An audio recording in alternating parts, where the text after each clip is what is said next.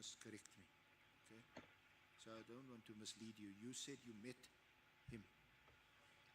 Was this when you met him at your office? Okay, when I say met him, you mean have I saw him in person, or we met and then we had coffee together or something? Sorry, I'm asking that when you say we met, are you saying, because I said to you that I met him and other panel members. so I asked you, have you met him personally? Oh, personally, no. Only personal capacity, no. Personally, like when he was alone? No. Not at any stage? Okay, I met him once when I went to sign the contract. He was alone. You've spoken to him, surely? When? Again, I'm asking you, it's a question mark. You're saying I spoke to him when I saw him when he was alone. No, I asked you, you've said, again, let me summarize what you said. You said when he was at the office, he was with other people. Yes. And the only time you met him is when you in fact signed the contract. Yes. And presumably it was also with other people. No, he was alone. He was alone? Yes. Okay, so when was that? The day that I went to sign the contract.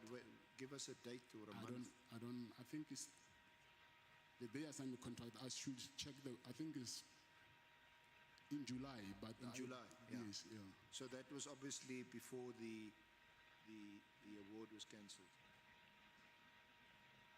Yes.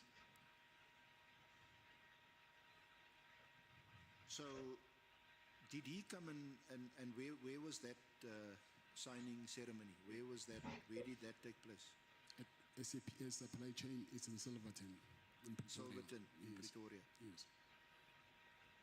And in what capacity were you then meeting him? Because I think you initially, or you said a few minutes ago, that when you first met him and others at the offices, they were from the bid evaluation committee. Yes, that's correct. Now I think by now, from a person who applies to request for quotations and who submits tenders and so on, you know basically how it works. You make an application. There's people who sit in the office. There's many applications. They sift through it. Some people's application get thrown out because there's something or other that's not right, tax, VAT, or whatever. But then there's a shortlisting process, and then it goes to a bid evaluation committee. Right? Yes, I'm listening. Do you understand Yeah. that? Yes. I think you Yes. would be familiar with that process. Yes. And then from a bid evaluation committee, it goes to a bid adjudication committee. The bid evaluation committee, they make recommendations. The bid adjudication committee adjudicates and they decide. So what I'm asking you is, when you met Cartwright and the others at your office, it wasn't a personal one-on-one meeting. There were other people. They were still from the bid evaluation committee. Is that right? I wouldn't know whether it's evaluation or adjudication, and that I don't know. Okay. So you also, because my question then was, because that's what I understood or heard you to say, they were from the bid evaluation committee. Yeah, I'll assume that. Yeah. So when the signing of the contract took place, the award had already been made by the bid adjudication committee. Yes. So that was a little while, I'm not quite sure how long after the bid evaluation committee, but about a month or so. So a month later, the bid adjudication committee makes the award, and you are then notified that you've been successful, isn't it? Yes. And who notified you? They give you a call. Who gave you a call? Mr. Cartwright. Mr. Cartwright. Yes. What did he tell you? That you've been awarded the health risk management contract. Okay. You didn't ask in what capacity he was phoning you? No, he explained that he's phoning from SAPS supply chain. He's Mr. Cartwright, and then he was telling me that the bid has been awarded to my company. Okay. Shall we just adjourn on that note? Chair, shall we take the adjournment on that note? Yeah. Honorable Malema, before you take the break, is your hand up? Okay. Honorable members, Mukoni, Matevela Sancho Batumile Binavina. Okay. Arin Roshokamabia, we will come back at 14 hours.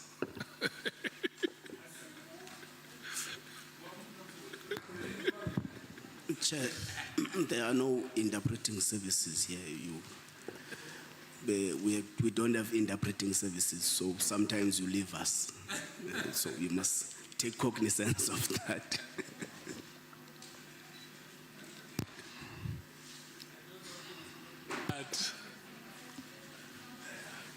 Because you know you are the culprit, I don't know how to respond to that. I've got a problem, Chair. Every time you speak in Spedi, someone is asking for interpretation. But when they speak Zulu here, no one is asking for interpretation. That's why I say, Mkhalaka, that the culprits are known. It's a dominant language, Zulu.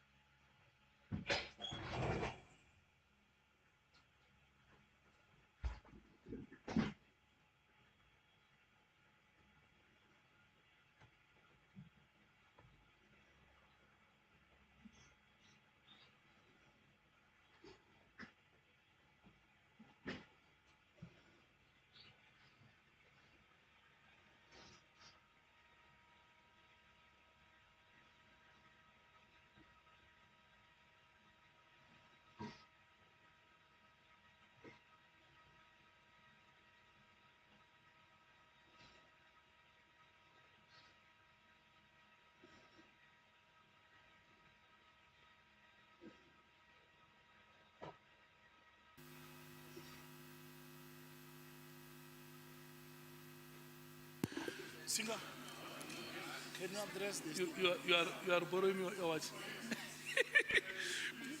You are giving me for life. You can't borrow me. No, today we are finishing at 5. Don't worry. Yeah, but tell Kosa he's here. You see, Honorable Brayden Mark is telling me about the time. Can we?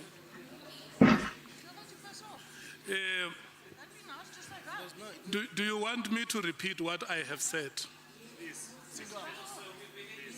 But Singer, we need to move them. You can't do that. Let them take their seats.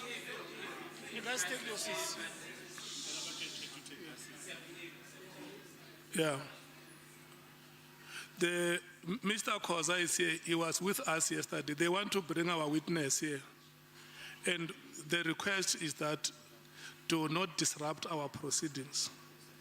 These proceedings are for the South African people. And we request you to help us conduct our business the way we do it within parliamentary chambers. That's what we are saying. And the crude way to say it, is to instruct all of you to take your seats.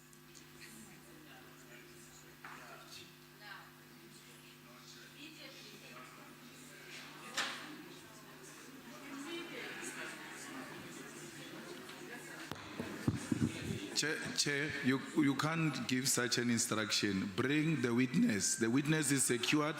They will take pictures and sit down. They do that all the time. It is in the best interest of South Africans for them to be where they are. That is what we are going to do, Honorable Malema. Please. Can everybody sit down? The witness will come here. We will invite you to take pictures. Can you please sit down?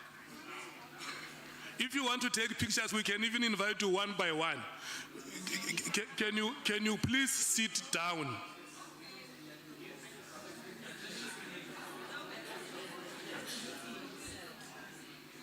We are not negotiating.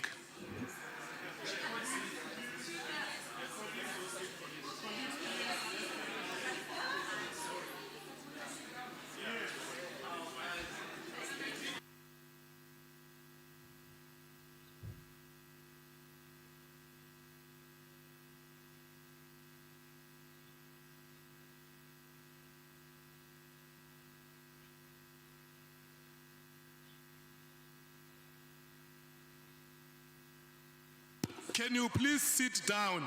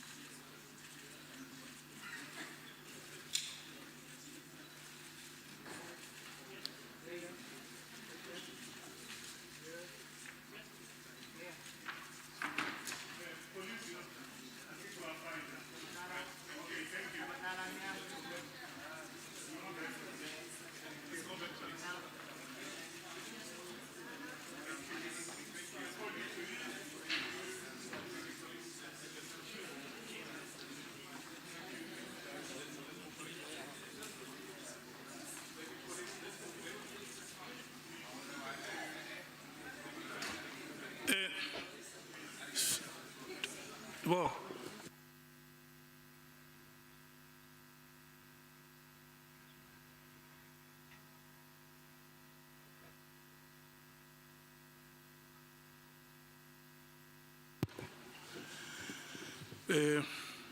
let's do like this, honorable members, before we officially open the proceedings.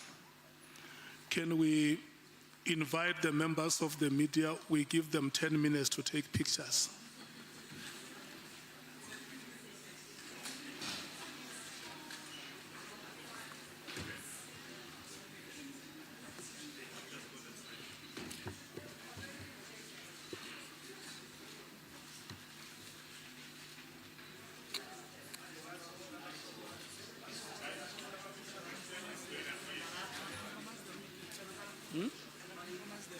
Yeah.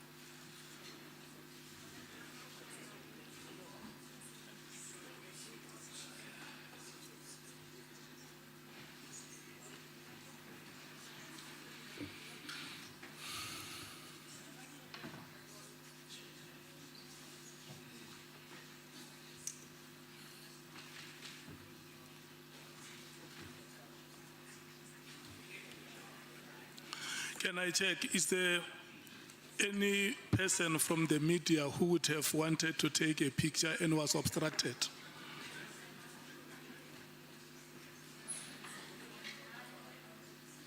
Okay. The pictures that you have taken against the instruction of the chair, may you please delete them? Because we don't want you to live here with the reputation that you are thieves. If a member of the public steals something, the media is the first to report that Soviet has stolen. So the chair has given you instruction here that you must sit down, and then the witness will arrive. We will invite you to come and take pictures. You came here and stole pictures, members of the media. And for sure, you have learned today how we do things in this committee. Thank you so much. Honorable members, good morning, Honorable Ntuli. Good morning, Honorable Sangoni. Good morning, Honorable Ngola. Good morning, Honorable Skosana. Good morning, Honorable Nomvalo. Good morning, Honorable Cameron. Honorable Brayden Bach must be sitting next to you. She was here showing me that it is 11 o'clock, we must start. I greet Honorable Malema, good morning. Mukhalaka. Good morning, Honorable Matthews.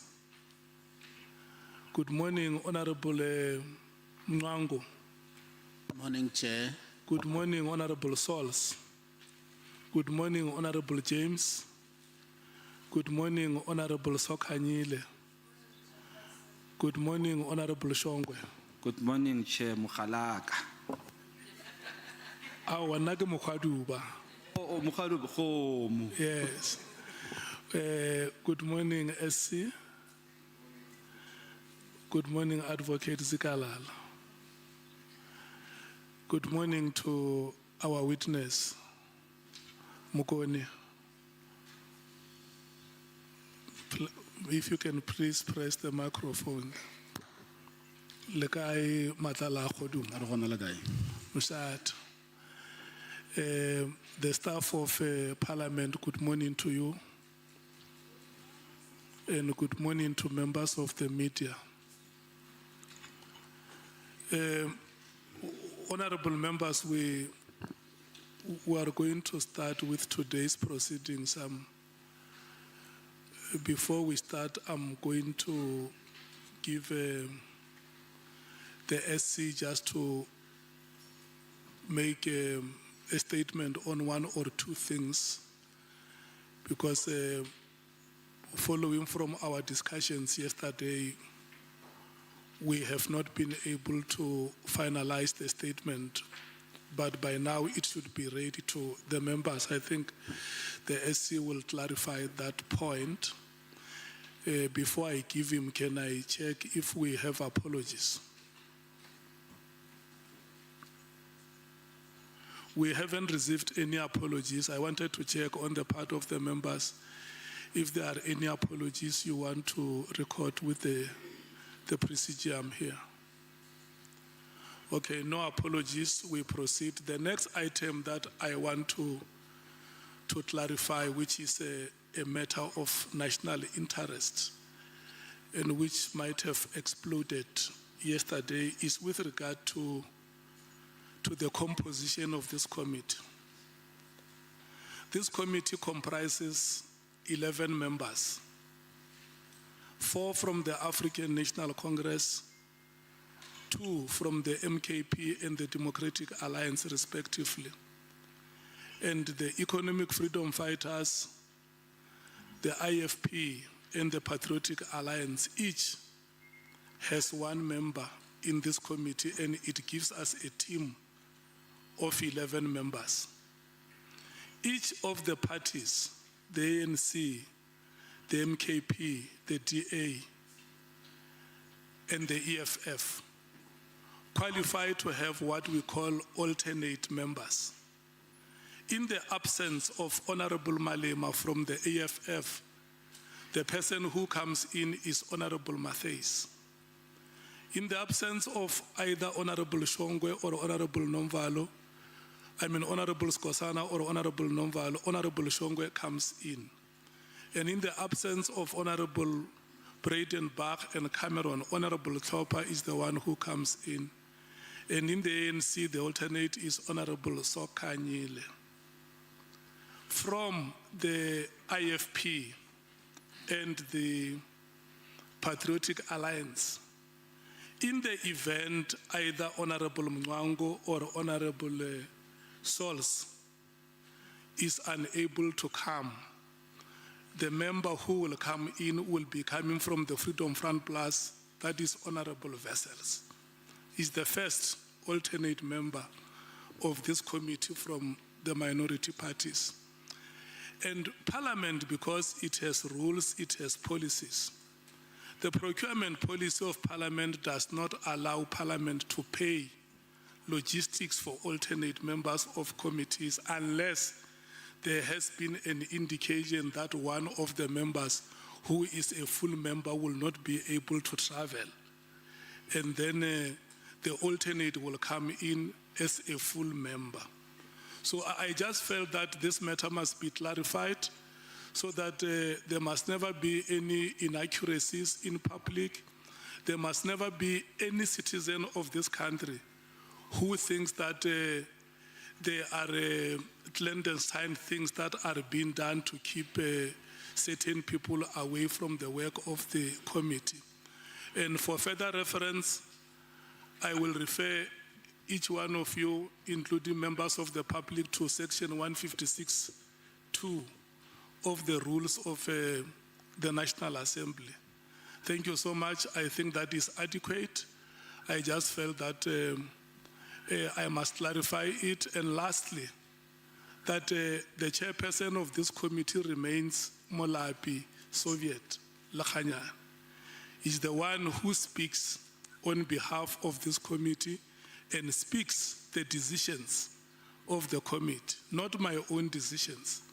Even what we present here, we present what the committee has agreed. And there is no other chairperson, and the alternates also do not have a chairperson. There is only one chairperson. Thank you so much. Mukhaduba Mapaka Munare, Wabu Maselankwana. SC, may I give to you to make a statement regarding today's proceedings and the statement of the witness? Good morning. Can you hear me, Chair? Honourable members, good morning. My colleagues from Parliament, Ms. Sikalala, my colleague, the media, and everyone present.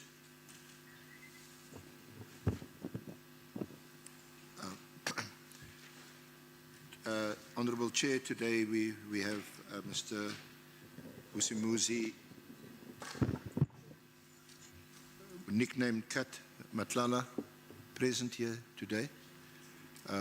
He's been invited to appear before the committee, and he has accepted the invitation to appear. There have been some glitches. We've ironed them out. So we are thankful to him and his team of lawyers, his attorney, Mr. Bronwyn Forbay. He's with the legal firm Abram Madeira Incorporated. He represents Mr. Matlala and has been in the various consultations we've had with him. We, unlike what has become customary and which has been required by this honourable committee, we do not have a finalized signed written statement before you. What has been posted in the past short while is an electronic version of a draft statement, which we are hopeful will be signed sometime today, tomorrow, which can go on record before the committee. So it is not a precondition to appear before this committee to have a signed formal statement. Of course, there may be witnesses who simply refuse to cooperate and do not give any signed statement, but they'll be compelled to appear before you, and what is important is they give their evidence, as I expect Mr. Matlala to do under oath, and he'll be sworn in, and he'll be held to whatever answers he gives to the questions asked of him. But what would be most helpful is to guide our discussion today in terms of the draft statement, which is before him in hard copy. He has been through it, so he's familiar with the contents. So on that basis, Chair, we are satisfied, firstly, that it is him, and secondly, that you can proceed with the formalities, and we are in a position to start. Thank you. Yeah, I want you to say this because you whispered to me that the witness has requested that we conclude at 5 because consultations are still continuing. If you can just put it on record.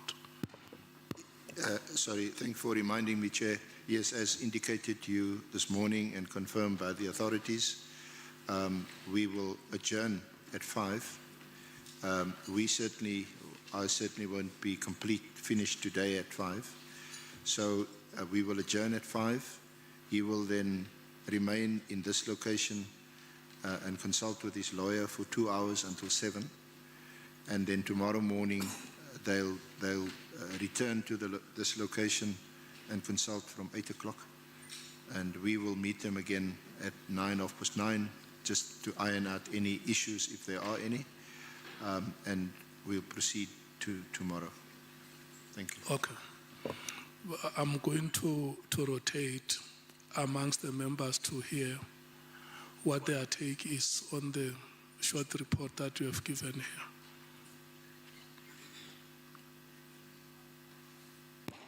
Thank you, Chairperson. We note and accept the report. We have no issues with the report from the SC. Thanks. MKP. No, thank you very much, Chair. Chair, we have an established practice in this committee.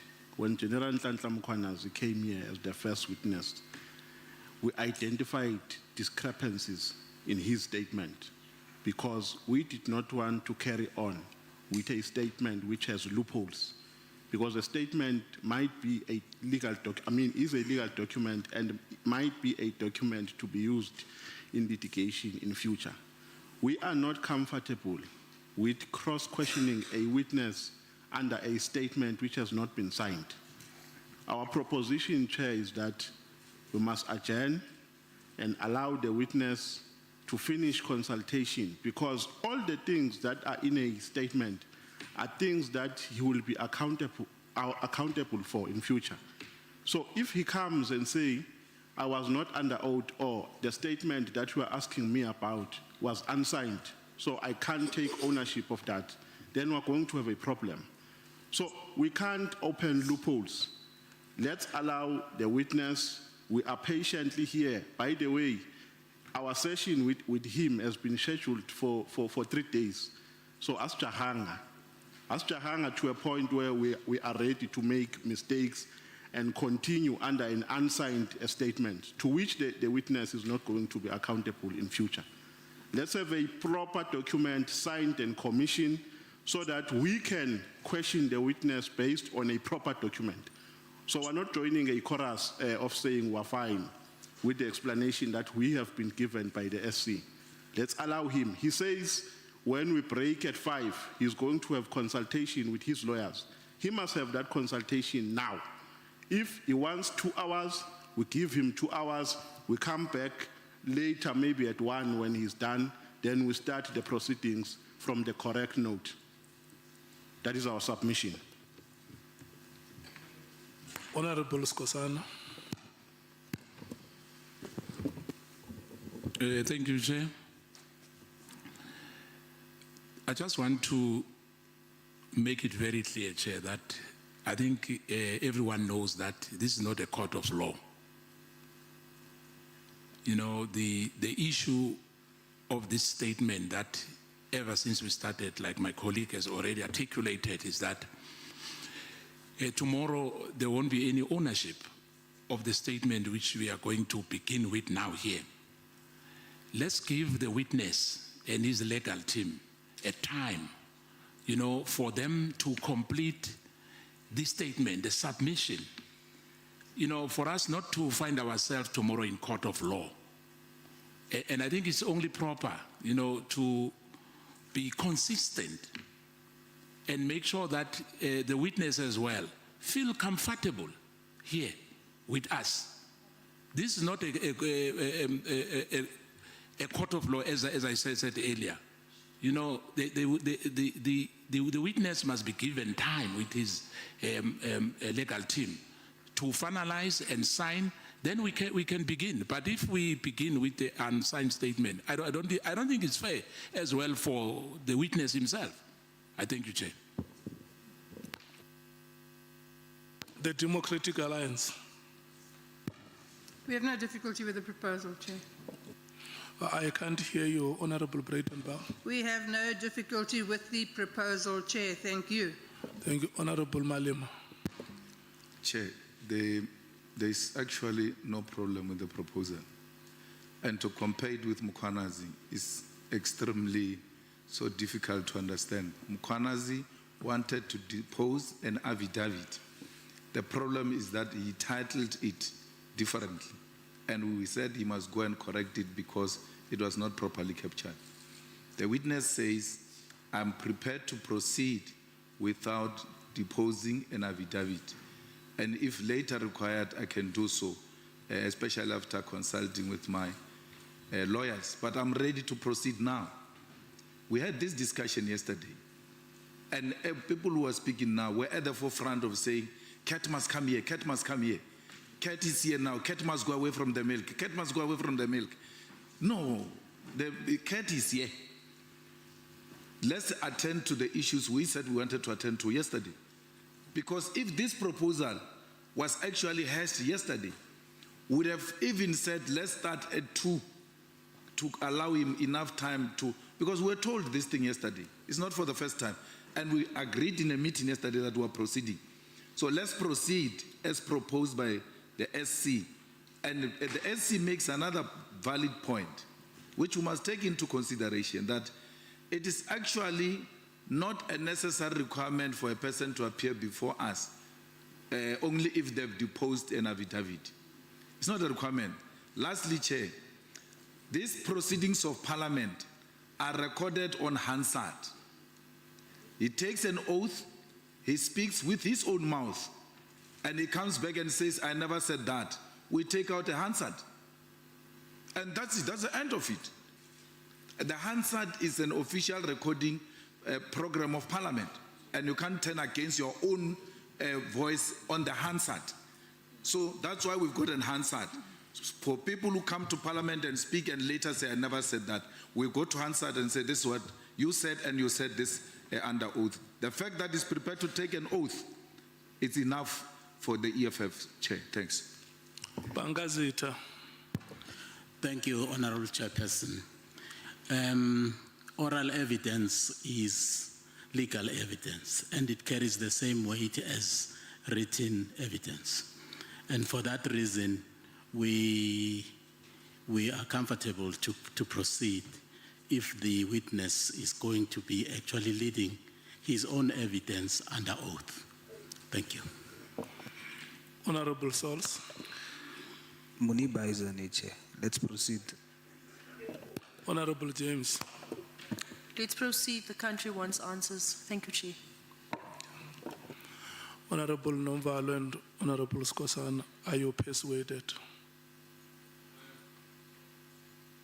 Chair, I think, I remember very well what we have discussed yesterday. We can go ahead with this, but let's not use the unsigned statement. This digital one which we are sent, let's put it aside. Let the SC ask him question, no problem. But let's not say we are going to use the unsigned one, because it doesn't make sense. How do you question the witness without a signed statement if you are going to use this statement? If it's oral without anything which was given to us now, no problem, Chair. We can go ahead. You agree. Thank you. Thank you so much for that understanding, Honorable Nomvalo. Yeah, no thanks, Chair. Remember, the majority view must prevail at the end of the day. But our strong view remains. I mean, our view, our initial position remains, Chair, that it's wrong to cross-question a witness under an unsigned statement. That is our firm view. Because he is saying he is still going to have a consultation with his lawyers later today. Now, you question him today on a statement that might be changed, because he might change it when he has consultation with his lawyers and come back tomorrow with another version. So we strongly believe, Chair, that we are taking the wrong route, but the majority were subjecting ourselves to the behest of this committee. But lastly, Chair, we want to make a proposition, and lobby members of the committee, that today, I don't know the volume of the questions that the senior counsel has, but we want to lobby the committee that today we allow the senior counsel to cross-question the witness, and then tomorrow, because this meeting has been scheduled, this session has been scheduled for 3 days, so that you allow members to read the statement thorough we've just received a statement now. And our principle is that before we cross-question the witness, we must have read the statement, because we're not here to tick boxes. So that we can take matters further, so we must read the statement first and have a proper understanding of what is entailed in it, and then tomorrow we allow members to ask questions. That is a proposition that we're making, Chair. Unless there's a person who strongly feels in the committee that he is ready, then we can't deprive such people. So you want to read the statement? Pardon? You want to have enough time to read the statement? Yes. Okay, thank you. Thank you so much. I think, look, Honorable, it's the practice in this committee that when there is a matter like this one, the chair must gather wisdom from yourselves.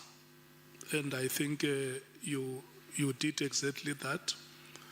We are going to proceed with today's business. It's your decision as the committee. And anytime you feel like we have done our work, we can stop. I will hear from yourselves.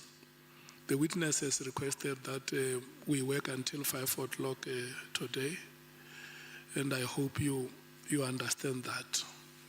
Have we done all the rituals before I can administer oath? If you can just confirm to us that this is the witness that we have expected, or you want the authorities here to confirm? Honourable Chair, Honourable Committee members, this is indeed Mr. Matlala that we have engaged and consulted. And he's prepared to proceed. Thank you so much, S.C. Mkoni. What are your full names so that before we administer oath, we know what your full names are? Vusumuzi Matlala. Vusumuzi Matlala. Thank you so much.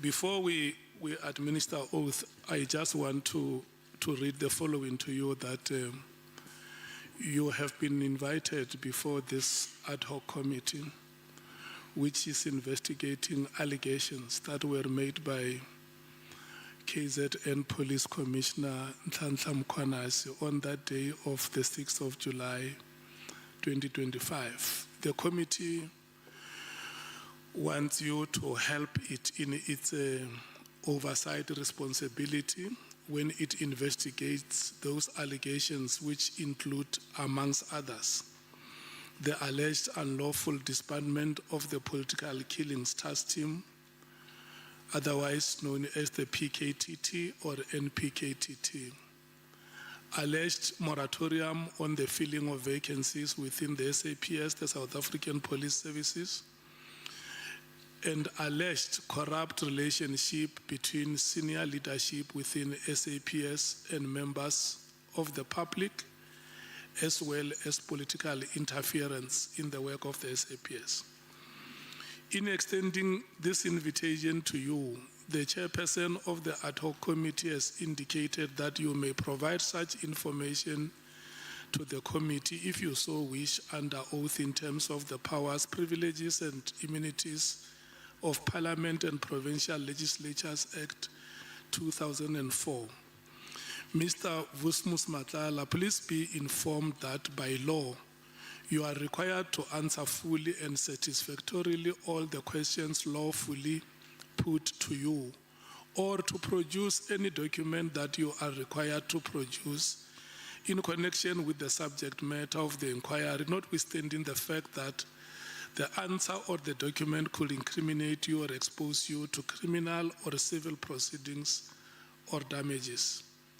However, Mr. Matlala, you are protected in that evidence given under oath or affirmation before a House or a committee of Parliament may not be used against you in any court or place outside Parliament, except in criminal proceedings concerning a charge of perjury or a charge relating to the evidence or documents required in these proceedings. Furthermore, please be aware that in terms of Section 17.2 of the Powers, Privileges and Immunities of Parliament and Provincial Legislatures Act, a person who willfully furnishes a House or a Committee of Parliament with information or makes a statement before it which is false or misleading commits an offense and is liable to a fine or to imprisonment for a period not exceeding 2 years. So you are now required to make a choice whether you take an oath or you take affirmation. Which one do you elect? I take an oath. You have elected to take an oath. You will say the following after me. May you please say aye and mention your full names. I, Vusumuzi Matlala, Swear that the evidence I shall give swear that the evidence I shall give shall be the truth, the whole truth, and nothing but the truth. and nothing but the truth. And so help me God. And so help me God. Thank you so much. Let's see. And Mugoni, I want to wish you good luck in leading evidence. I will allow you to run until 1 o'clock when we break. Thank you so much. If you can have your microphone closer to you. That's it.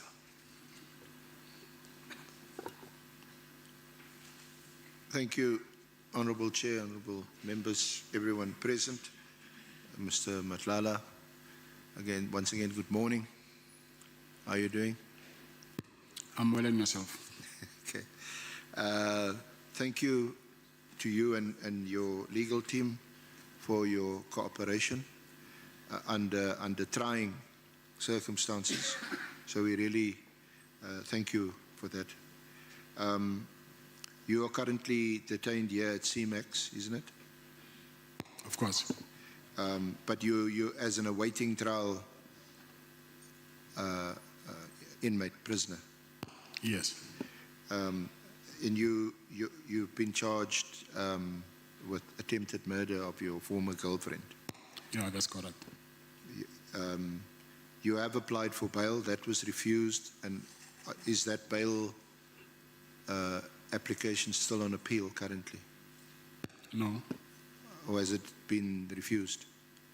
Yes. It's been refused. You Sorry, excuse me.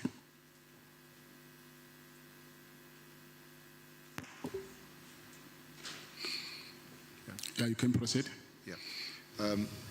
You do have a previous conviction. Just tell us briefly about it and in which year? It was 2001. And what was what were you convicted of? It was possession of stolen property. Were you sentenced to a term of imprisonment? I was sentenced to 4 years imprisonment, but it was later converted to what is it called? Supervision. They call it correctional supervision. It was converted to correctional supervision. Yes. And since then, you haven't had any. I only have one conviction. Okay. And was that before you engaged in business? No, I was, but it was informal. Thank you. Now, you know why you are appearing before the committee. There were allegations made by General Mkonazi on the 6th of July this year. Subsequently, this committee was appointed by the National Assembly to make inquiries into those allegations. And some of the allegations, more specifically, you've been invited to give evidence on and assist the committee, is the alleged corrupt relationship between Minister Mkhunu and Brown Mokgotsi, and between yourself and Mr. Mokgotsi and between yourself and Mr. Mkhotsi. Then also in relation to the procurement irregularities at SAPS regarding the 360 million SAPS healthcare contract, and specifically whether the award to your company was in contravention of the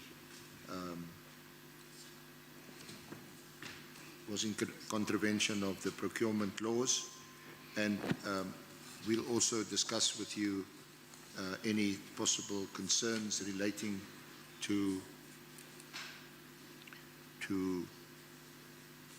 your involvement with alleged criminal syndicates, and also the Tembisa Hospital tender, in relation to which Ms. Papita Diokaran, who was murdered on account of her being a whistleblower. So we'll touch on those issues in due course. Just give us a brief glimpse of where you grew up, your schooling, and then when you first started in business. They are referenced at paragraph 7 of the draft statement. Yeah, I grew up in Mamelodi East. If you don't mind, Mr. Matlala, maybe it's me, but just speak up a bit. I grew up in Mamelodi East, which is in Pretoria, and I was raised by my single mother, and I went to school also in Mamelodi, which the name of the school is Letlabile High School. So after my matric, that's when I started to do informal business, buying and selling goods, to a point where in 2001 I ended up being convicted for buying stuff which was illegal, and I've been sentenced to 4 years in prison. And right up until 2017, that's when I formally registered my business. My first business, it was a security business, and then that was my first formal business, and then through which then I provide security services. So from then I ended up securing clients from construction sites, schools, even also I've explored into healthcare. And I'm married. I've got 9 children with my wife. I support all of my children. And that's it. Just on a lighter note, your nickname Cat, is that because you got 9 children or 9 lives? 9 children. Both. Okay. You have several companies trading under your name, and they are listed at paragraph 8.1 to 8.6. But can I just take you to annexure VM1? I'm sorry, the statement, as you know, is not yet completed, so I don't have that.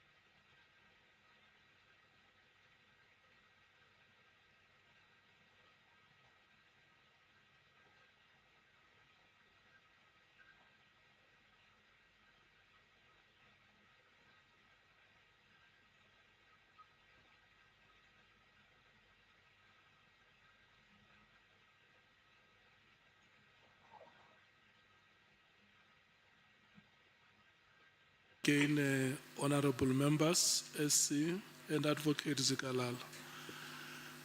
Mukoni, good afternoon. Good afternoon. Thank you so much. We are going to resume the proceedings. SC and Matlala, good luck. We will run until 5 o'clock. The two of you, I've spoken to the SC. If you need a comfort break, you can always indicate that give us 10 to 15 minutes comfort break, and then we will grant that. Thank you. Thank you, Honorable Chair, honorable members. Mr. Matlala, welcome back. Welcome. Thank you. Mr. Matlala, can I just go back and make a correction which may have caused some confusion? Can I ask you to go to page 35 of the draft statement, paragraph 137.9? Yes, that you see there's a subheading, allegations concerning my involvement in Tembisa Hospital, and then the draft says, regarding past dealings with Tembisa Hospital, my company has previously responded to RFQs. Yes, I see it. Now, you read that yourself, but the impression was that we're talking to the Tshwane district company, the franchise of the holding company, but in fact that reference is actually to Black AK Supplies Trading and Supplies. Yes, isn't it? Yes. Because that is the company where you supplied, you did various medical supplies to Tembisa. Yes. As I think you said, like if you want 100 or 1,000 water bottles or whatever, then those are the supplies that you make, isn't it? Yes, that's correct. So can you just confirm that is in fact the case? Yeah, that's correct. Yes. Thank you. Now,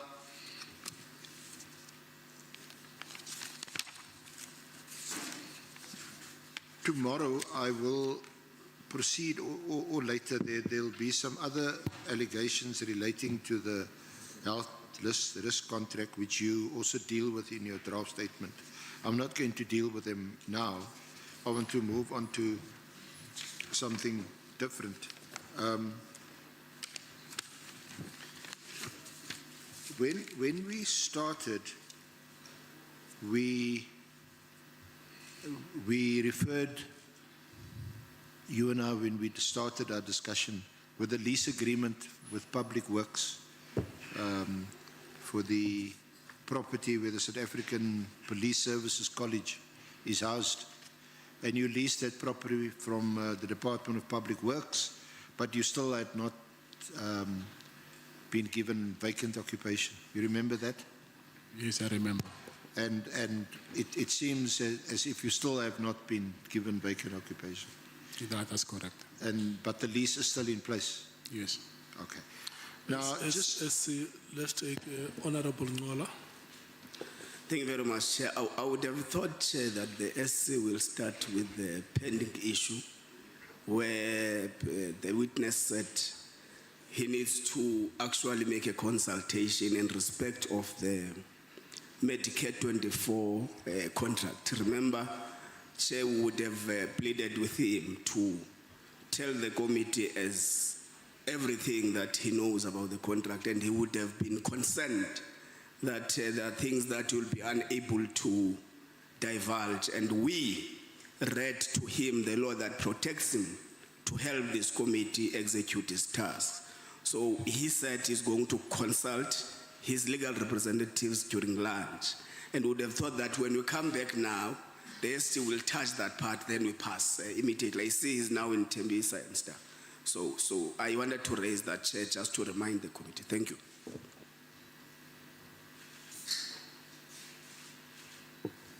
Chair, the witness may answer. We did confer briefly with Mr. Forbey, his legal representative, but it was more in relation to the Powers and Privileges Act, not specifically this issue. I am coming back. In fact, as I indicated earlier, we'll ask Ms. Matlala to deal with that aspect further of the health risk contract. Yeah, let's proceed. Thank you. Yeah, so we dealt with the lease. Then at paragraph 12 of the statement, Of page 35 still. of your draft statement, yeah. Are you still on page 35? No. Paragraph 12, it's on page 4 of paragraph your 12. statement. 12. Okay. Have you got it? Yes. Where you say, despite having a lease over the property, I could not access it. Yes. This is because SAPS members were still utilizing the hospital. We addressed a letter to the National Commissioner of South African Police Services through our then attorneys, and in paragraph 5 of the letter dated 19 January 2024, we stated as follows: through investigations, we established that the hospital was being used by members of the SAPS who has an irregular relationship of a corrupt nature with members of the police who are making sure that our client does not acquire occupation of the property. This particular facility had nothing to do with the tender awarded to Medicare 24 Swami. So just on that, so this letter, you say you use the word we addressed the letter. Who would that have been?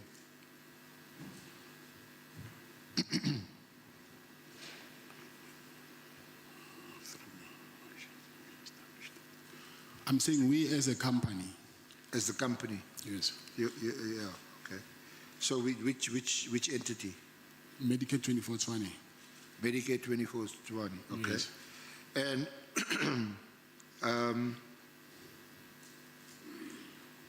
and then you say that through your investigations we established. What investigations are you referring to? Who did these investigations? And what was uncovered? Okay, we uncovered that there is police officials who, firstly when we went there, we found some police officials and we went back to Public Works. And for the second time, when we tried to go there again to check whether they're still there, we found that there's doctors who are operating there, and then they do not have a lease with Public Works. So Public Works gave them a notice to vacate the premises, and then that's when I just learned that these doctors might be working with the police officials, senior police officials, to occupy that facility. So that's when I asked if this thing can be investigated, because I was not 100% sure of my assumptions, hence I wanted it to be investigated. And who did you get to do the investigations? I went to the head of National Detectives, General Sibiya. To conduct the investigations? Not to conduct the investigations, to check these allegations that I had just heard that there is police officials who are operating with the doctors there. Yeah, I want to get to General Sibiya, but I'm still on paragraph 12. And the contents of the letter that your erstwhile attorneys wrote, where they say that through investigations, we established that the hospital was being used by members of SAPS who has an irregular relationship of a corrupt nature with members of the police. So which investigations or investigator are you talking about? When we said investigations, we're not meaning that we have appointed private investigators. I'm saying from what we heard, referring to investigations. So it's just based on information Yes, that was gathered, yes. and from there it appeared that the hospital was being used by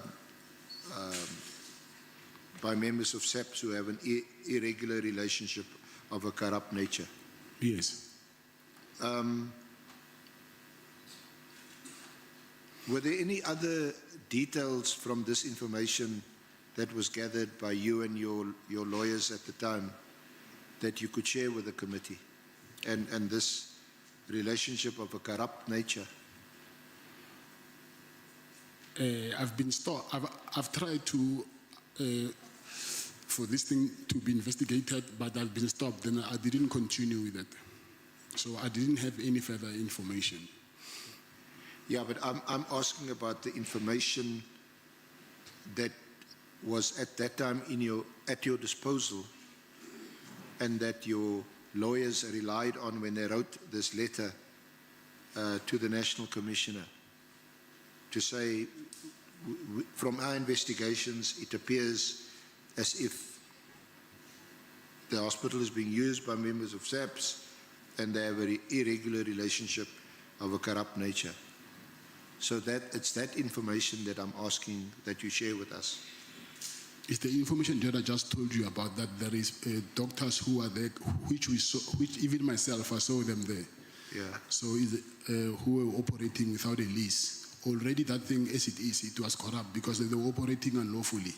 Because I'm the one, even now, I'm the one who has the lease, but they are there.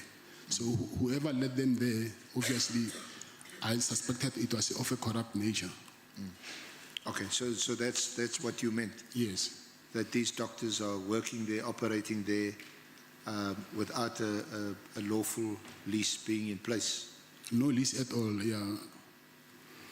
And for them to have done so, there must be some corrupt relationship between them and some members in the police. Yes, obviously no one can come to your house and then you don't know who this person is. Someone must have let them in. Okay. So then you go on to say at paragraph 13, in January 2024, to address the situation, I met with Lieutenant General Sabia, who was then the acting National Commissioner. A meeting was arranged after I obtained his office details online. Which is true. So just elaborate on that statement. Yes, I contacted him to arrange a meeting with him so that we can, I can go there and lay my complaint. Did anyone facilitate that meeting with Lieutenant General Sabia? Because you say you just obtained his office details online. Yes, and then after that, obtaining it online, I sent him in an email. I think we gave you a copy of the email, dated 9 January. No, we would like to have a copy of that email. Yeah, we have. Sorry? It's fine, you'll get it. I thought by now you have it. Yeah. Now, before then, did you know Lieutenant General Sabia? No, that was my first time meeting him. Yeah. So isn't it a bit unusual for any member of the public to simply go online, send an email to the acting National Commissioner or someone high up like General Sabia and arrange a meeting? Unusual how? Sorry? When you say unusual, how? What do you mean when you say unusual? I said, isn't it unusual for someone to look up the email address of a high-ranking police official, in this case, at the time, the highest-ranking police official who was acting National Commissioner, and then simply arrange a meeting? Yes, that's what I'm asking. When you say unusual, I do not understand what do you mean when you say it's unusual. You hadn't met him before? No. You don't know him? No, I didn't know him before. And you send him an email request for a meeting, and he is prepared to meet with you. Yes, maybe if you can see the details of my email, and then you'll understand why he agreed to meet with us. Can you recall the contents of that email? What more or less? I explained what you just read on paragraph 12. Yeah. And then I went further saying that I will institute legal action if my demands are not met. So the basis on which you sought a meeting with Lieutenant General Sabia was that SAPS were refusing to give you vacant occupation of that hospital. Yes. And you thought that he could help or address the situation? Investigate what was the problem, yes. And you didn't get any assistance from any other party to have this meeting with General Sabia? No.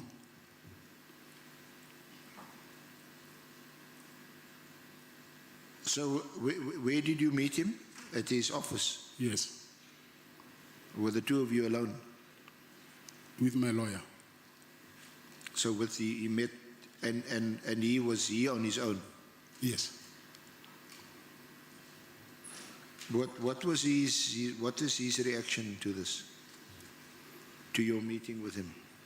He said he will get back to me. Okay. And then you go on to say that you met with him again in February 2024. Yes, that's correct.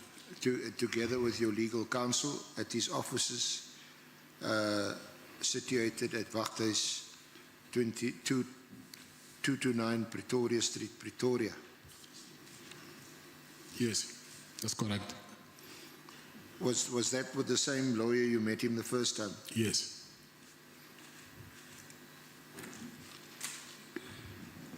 So by the time you met with him the second time in February 2024, was General Sabia still the acting National Commissioner?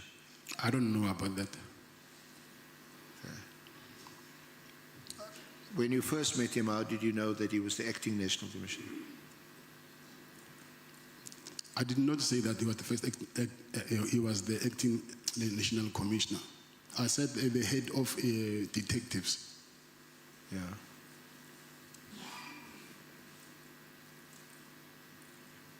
So again, I ask, I mean, isn't it a bit odd that the head of the detectives, what is he going to do with assisting you with a lease agreement that, according to you, the police were not honoring?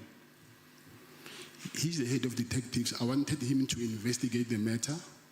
And second of all, that college is for national police. It's not for provincial or whatever. That's why I went to him as a national detective. So, according to your statement, he then said that he would make his own inquiries and get back to you. Yes, that's correct. How long was the first meeting and how long was the second meeting? It was brief, not more than 30 minutes, I would say. Yeah. And then you go on to say that about 1 or 2 months later, you met with him again at his office. Yes, that's correct. And at that meeting, he told you that it would not be possible for you to take occupation of the hospital, despite the fact that you had provided proof of the award of the lease agreement contract with the Department of Public Works. Yes, that's correct. Did he give you any reason why you would not be able to take occupation of the hospital? He said he took this to the National Commissioner. And then he said to me, the National Commissioner said, the police are using the hospital, and then they're not going to take any instructions from Public Works.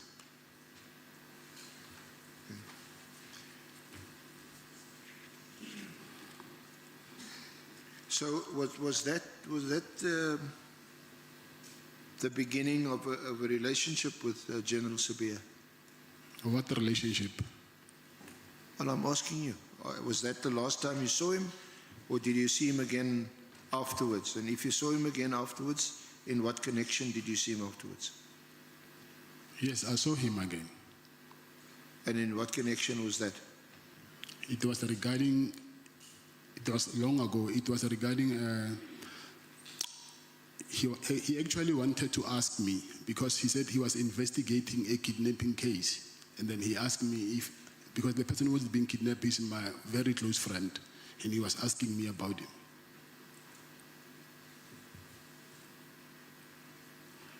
So how many times did you meet him subsequently?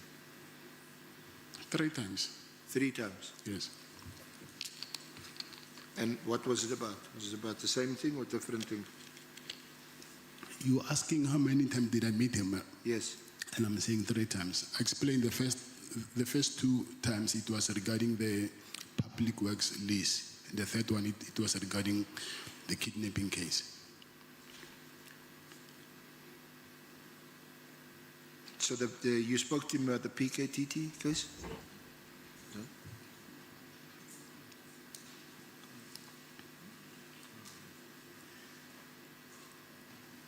Excuse me. Oh, the kidnapping case.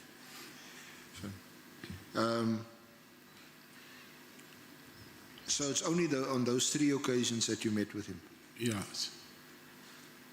And the kidnapping case, which case was that about? It's a kidnapping of a friend of mine.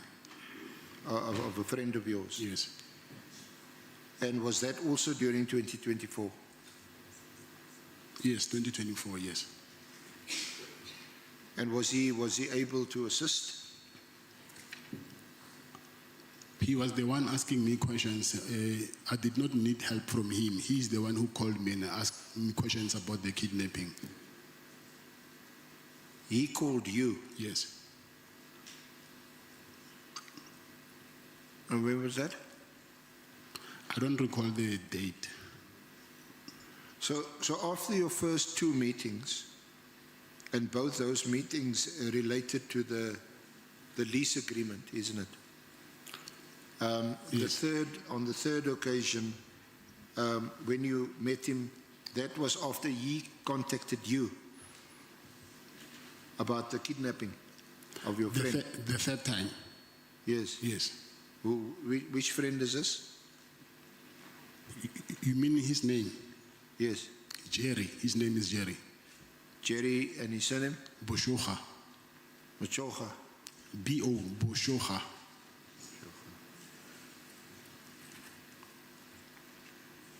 B-O-S-H-O-G-A, Boshoga. G-E. G-A at the end. And why did he phone you about your friend's kidnapping? What did he know about the kidnapping? Why is he phoning you? He was investigating it, I assume, because he's the head of detective. Were you aware of the kidnapping? Yeah, I remember when we were doing consultation, I told you that the police came to my house and they asked me about the kidnapped person. That was him. Okay, so we're going to get to that. Was that after the first raid on your house? The first one, yes. Okay.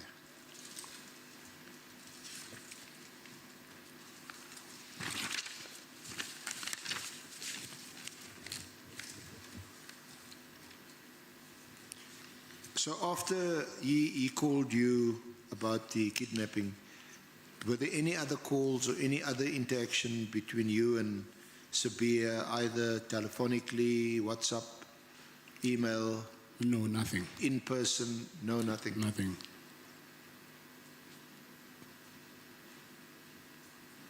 Now, let's move to your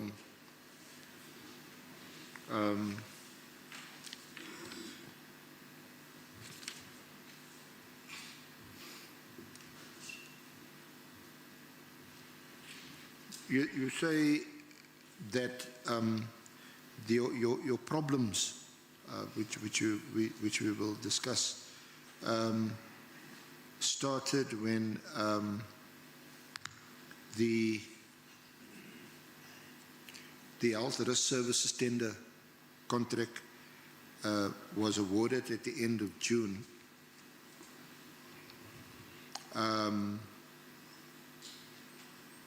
But although the contract was signed in July 2024, and you told us that you signed it in the presence of Captain Cartwright, is that right? Yes, that's right.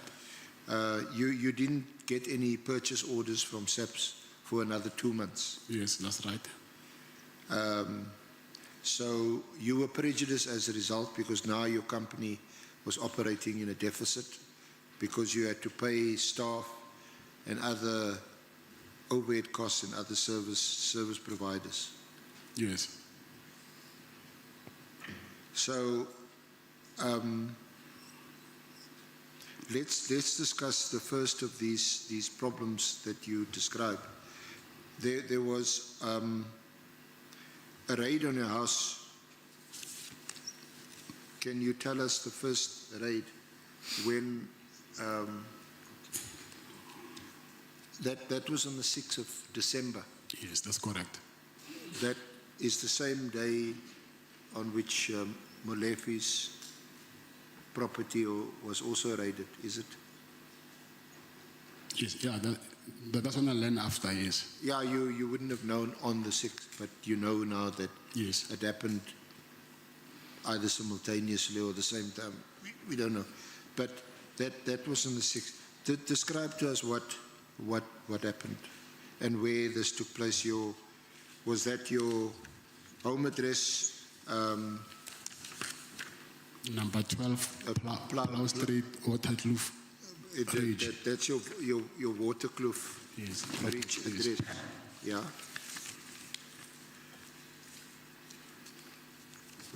Yeah. So just describe to us what happened. What did you experience? Okay, I think it was around between 4 and 5 in the afternoon. So I was sitting in the main bedroom with my wife, and then we just heard a kid screaming in the house. So I wanted to go to check what is happening, and I saw some guys wearing balaclavas holding assault rifles approaching towards the main bedroom where I was with my wife. And then when they got into the house, they said, inside the main bedroom, they said we must lie down. Myself, I must lie down on the floor. And while I was lying down, I saw also the kids, they made the kids also to lie down and push their hands behind their head. And then they started asking me questions that how many people are in the house. And I explained people who are in the house. And they asked me if they found someone beside the people that I just mentioned. I said, no, it's only these people that I know. And then some of them, they were busy searching, I assume. And then they came back and then they said, okay. They took my cell phones and then they took my cell phones and then they start asking me questions. They're saying to me, where is Jerry? I said, I don't know also. I just heard that he's been kidnapped. And then they said also. Did they tell you that was the reason why they were there? They were searching or looking for Jerry? Yes, they mentioned Jerry, yes.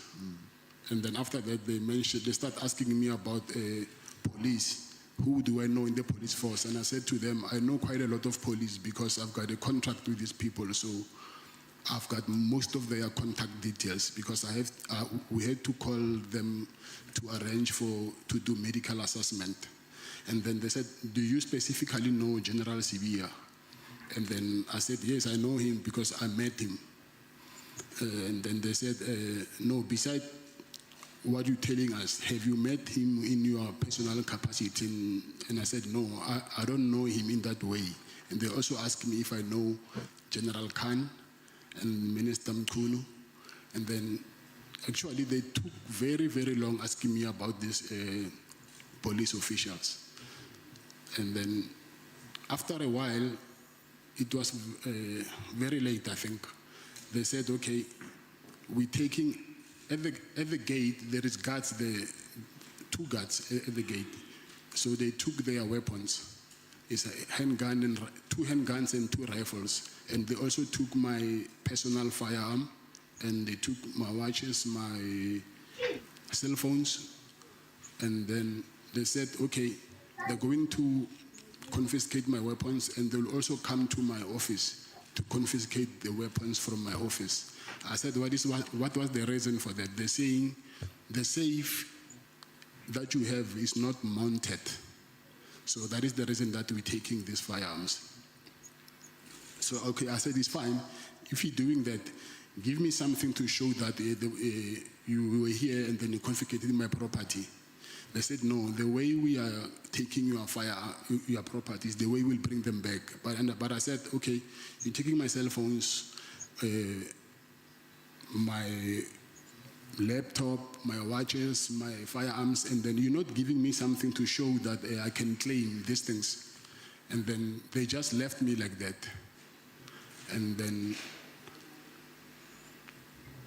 the following morning, it was on Saturday, I rushed to the police station because by then I thought those people were criminals because they were wearing balaclavas with civilian clothing.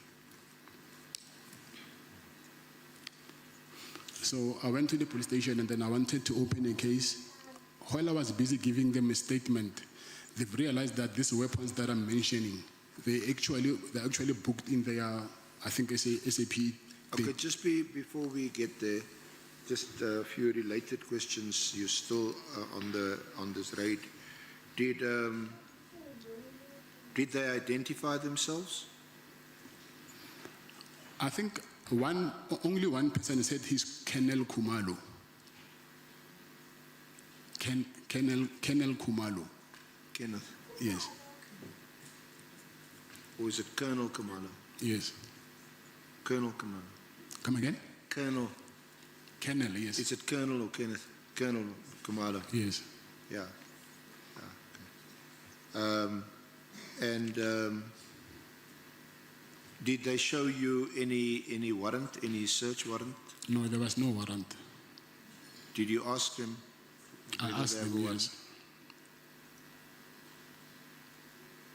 And after questioning you, searching your house, taking your firearms and also taking it out of the safe, how long was this? For how long was this raid? How long did it take? I would say maybe between 5 to 7 hours.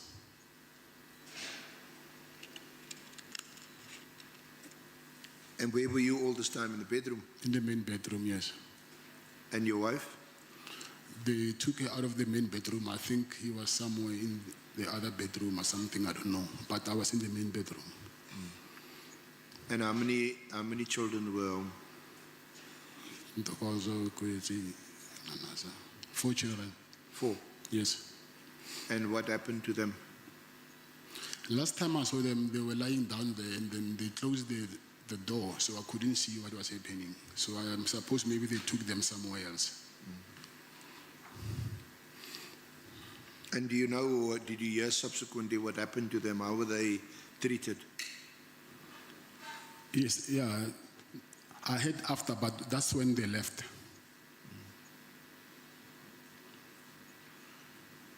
So, what happened to your place then, there in Waterkloof Ridge? Your place is guarded. Yes. How many are those your own personal security? Yes. They also work for you? Yes. So how many guards were there? 2. 2? Yes. How many entrance gates are there? I've got 2 entries. Both in front or one in the back, one in front? Yeah, the other one in the front, the other one at the back. Okay. And were they both guarded? No, the only one that we're using is the only one that is got. The other one is locked, so you can't get in unless if you break the gate. And these guards, are they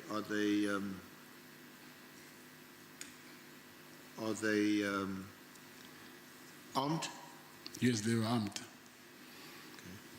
Or were they disarmed? They were disarmed, yes. What happened to were their guns also taken by the police? Yes, they were taken by the police. As I understood you, they came there and they said that they were coming to search Yes. for someone that you had allegedly kidnapped. Yes. Did they find anybody? No, there was no one. Okay. And you say this raid took place, what's it, between 5 and 7 hours? Yes. You must have been quite shaken by this event. Of course. So when they left, what did you do after they left? It was in the very late, the following morning, that's when I said I went to the police station. Okay. And which police station did you go to? It's Brooklyn Police Station. Sorry? Brooklyn Police Station. Brooklyn? Yes. Okay. Let's see. Let's take Honorable Malim. Thanks, Chair. The SC asked that when they were searching the house, they alleged they were looking for a person. I thought the natural question that should follow should be, who's that person? Because it can't be just a person and we leave it there. But once you say a person has got a name. So my question would be, which person were they looking for? Yeah, the witness had said the person they were looking for is Jerry. Where is Jerry? Where is Jerry? Maybe he can answer that in full. No, that's correct, yes. Okay. Are you happy, Honorable Member? May we proceed, SC?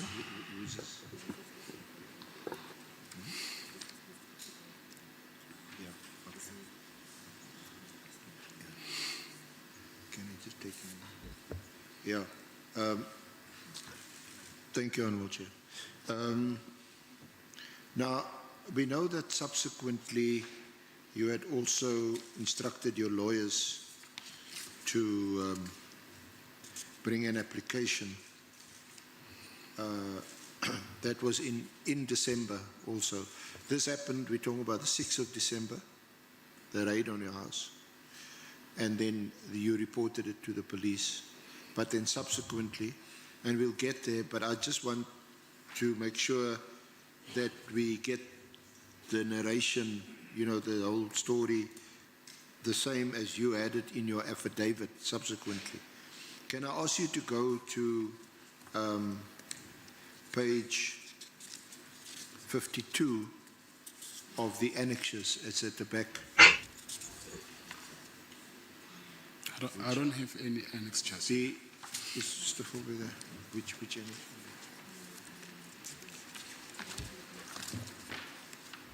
It's the last page that I have is page 39.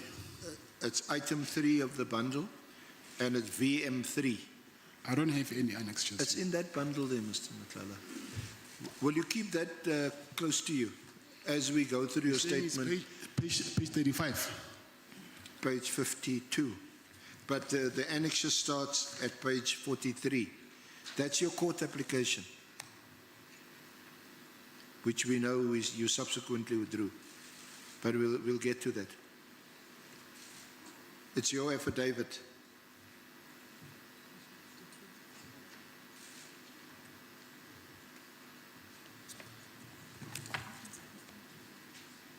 Page 43.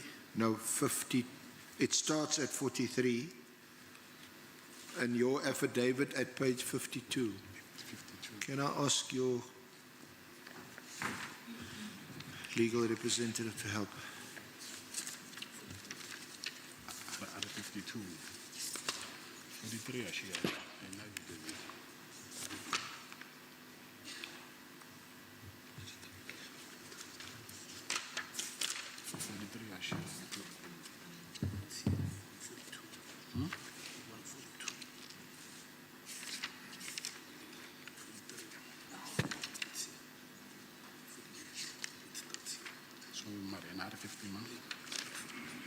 So I must go to 52. Yeah, it starts at 43, that's your court application. And then I'm asking you to go to 52.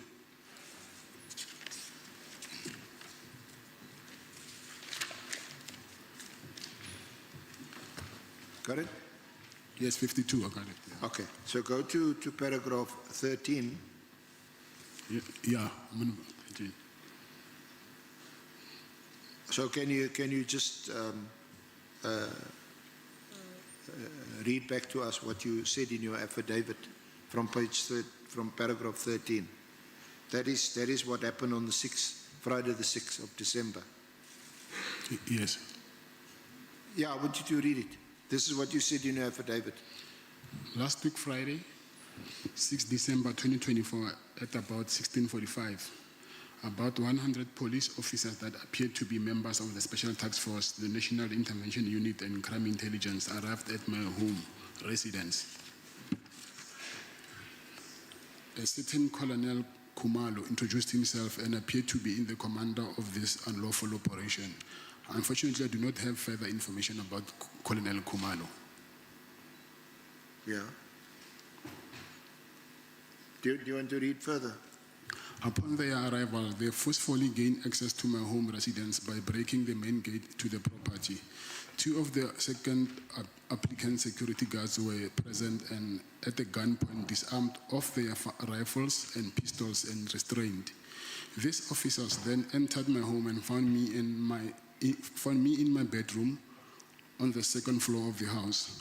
The officers instructed me to lay down on the floor whilst pointing several rifles on the I think they spelled it wrong. The officers instructed me to lay down on the floor whilst pointing several rifles and other firearms. So I see it does not make sense, but I'll continue. Yeah. At me and strangling me. I complied with their request and laid down on the floor. The confirmatory affidavits of the security guards regarding the events of the day deposed to by Mkize MJ and Bengu MS are attached here to as annexure FA5 and FA6. At all times, I duly complied with the instructions of the police officers while they were scattered over my property, searched all the rooms and cottages. The police officers then came back and instructed me to open the firearm safe, which I did. The police officers searched the firearm safe and thereafter took me back to the main bedroom. Should I continue? Yes. In the bedroom, the police officer started to question me, asking me who I knew in the police service, to which I answered that I know a lot of officers as they are my clients. The police officers then asked me if I know General Khan or General Sivia, to which I answered that I know General Sivia as he gave me permission to use the hospital at the SAPS College, Pretoria West, to conduct medicals of the new recruits. Yeah, I'm asking you to read that part until paragraph 21. Okay. Because as you know, there were issues about this draft statement. I want to make sure that you get your version on record. This is obviously under oath in a court document, so I want you to read it. Yes. So I must still continue. Yes. The officers then asked me if I know anything of the kidnapping of Mr. Ebi Dikgate, his wife and the son, and why I will help someone that I don't know and aid in the kidnapping. I answered and confirmed that I was requested to assist the Dikgate family to locate the whereabouts of Mr. Dikgale and the minor son. This is due to the fact that I'm the owner of the security company. Thereafter, the police officers took the following items from my home: a Rolex, a watch, a Cartier ladies' watch, 2 Taurus 9mm firearms, an Apple MacBook, 2 times iPhones, and 2 times rifles, and 1 Beretta 9mm firearm. I attached here to proof of purchase of the Rolex watch together with the international warranty card, annexure FA7. As they were leaving my house, I asked the police officers how and when my property will be returned, as the items were not documented or signed for, to which they answered that they will be responsible to bring same back to me. Despite my request, they did not produce a search and seizure warrant.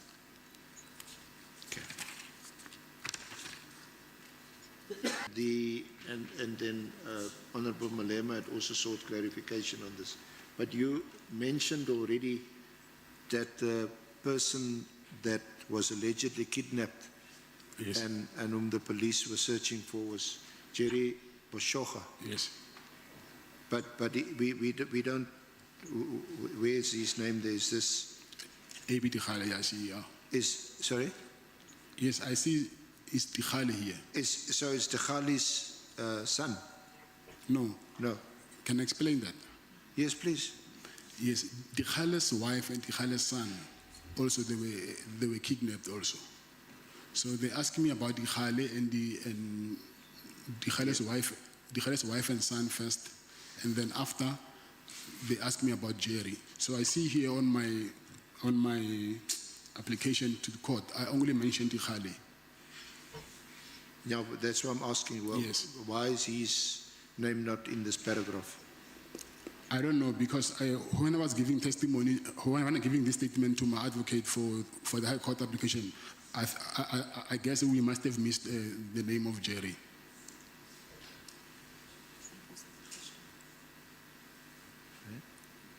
Sorry. Chair.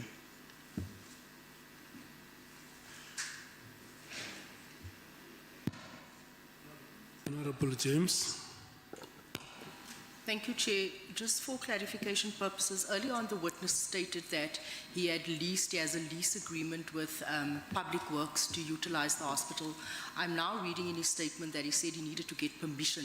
Not he needed, General Sibia gave him permission to use the hospital. Does this mean that General Sibia had ensured that SAPS evacuated the premises and it was now, or did he grant him permission to use? Because rightfully so, that is your property. The lease agreement is in your name. So which is it? Thank you, Chair. Okay, during the raid, it was in December. And then when I told the police that General Sibia granted me permission, you will see on my screenshots that you have from my phone records that when I made this court application, I also told my lawyer that no, you got it wrong, please fix this thing. I said General Sibia, at that time in December, he was an acting national commissioner.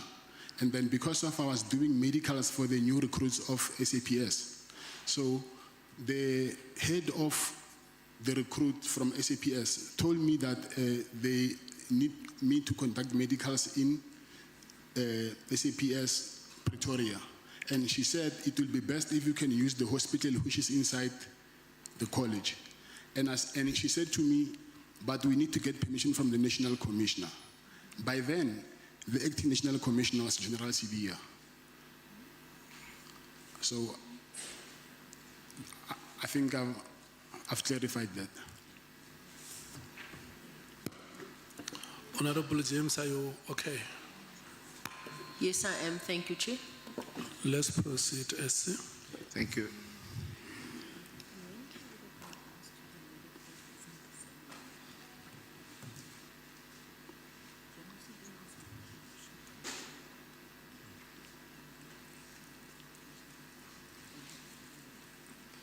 So, Mr. Matlala, just also to seek further clarification on that question by Honorable James. At that time, General Sibia wasn't the acting national commissioner any longer when you got that permission. I never got the permission. I'm saying they asked me to ask him to grant us permission. However, we couldn't get hold of him.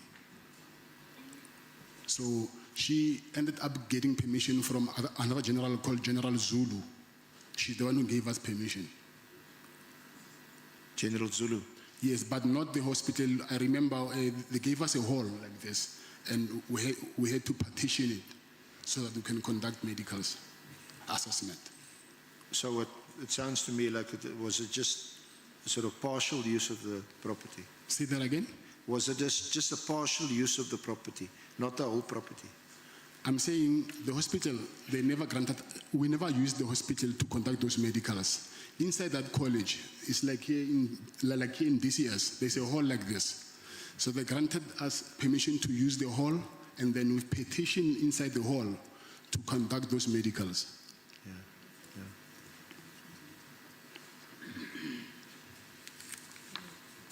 It was,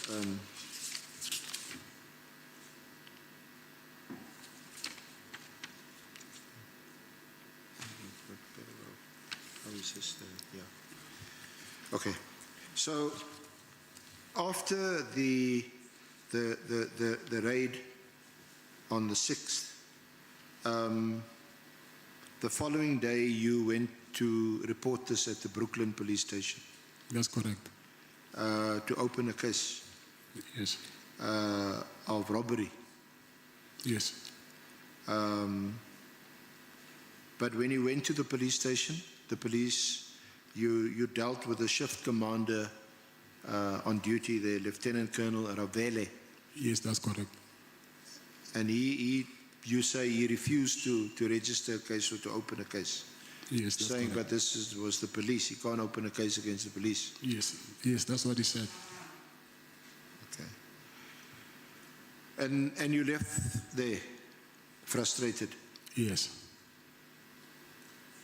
Then at paragraph 24, relate to us what's written in paragraph 24. Sorry, before we can proceed, I need to clarify something which I think I didn't earlier with you. I went to my lawyers actually after the first raid, not the second raid. I just realized, I think yesterday when I was with my legal team. After the police refused to me to open a case, that's when I went to my lawyers to complain about the harassment. And that was before the second raid? Yes. The second raid was 19 December. The 18th. The 18th. 18th. Yes. And you brought the application was drafted before then? Yes. Yes. Okay.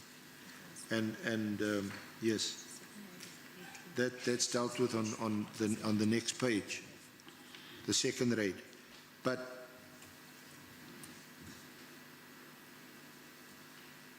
so, because during the consultation, you remember we actually asked you about it, and so you also went to your lawyers first? Yes, yes. Okay.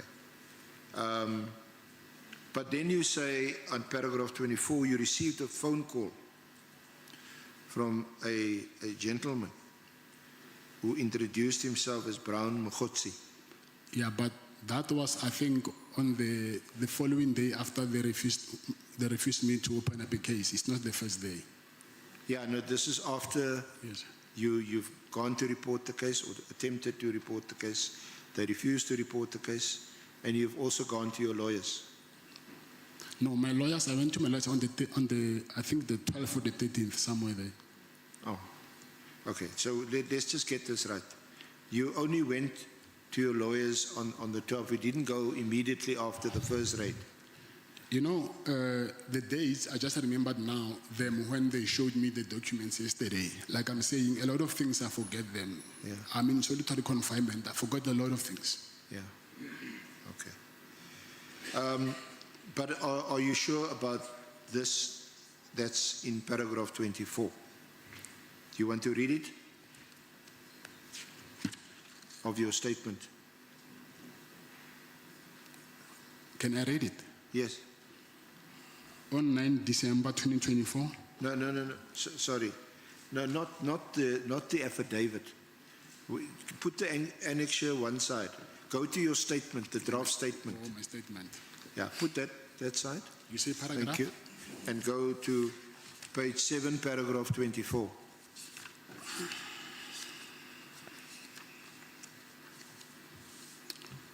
I then received a call from a gentleman who introduced himself as Brown Mkhotsi, who stated that he was calling from the office of the Minister of Police and that he wanted to assist me. I informed him of what had happened at Brooklyn Police Station, and he advised that I should instead go to Protea North Police Station to open the case, which will subsequently be transferred back to Pretoria, Brooklyn. I went to Protea North Police Station as advised, and they told me they will issue a case number, but I never received any case number. Okay. So So just to pause there,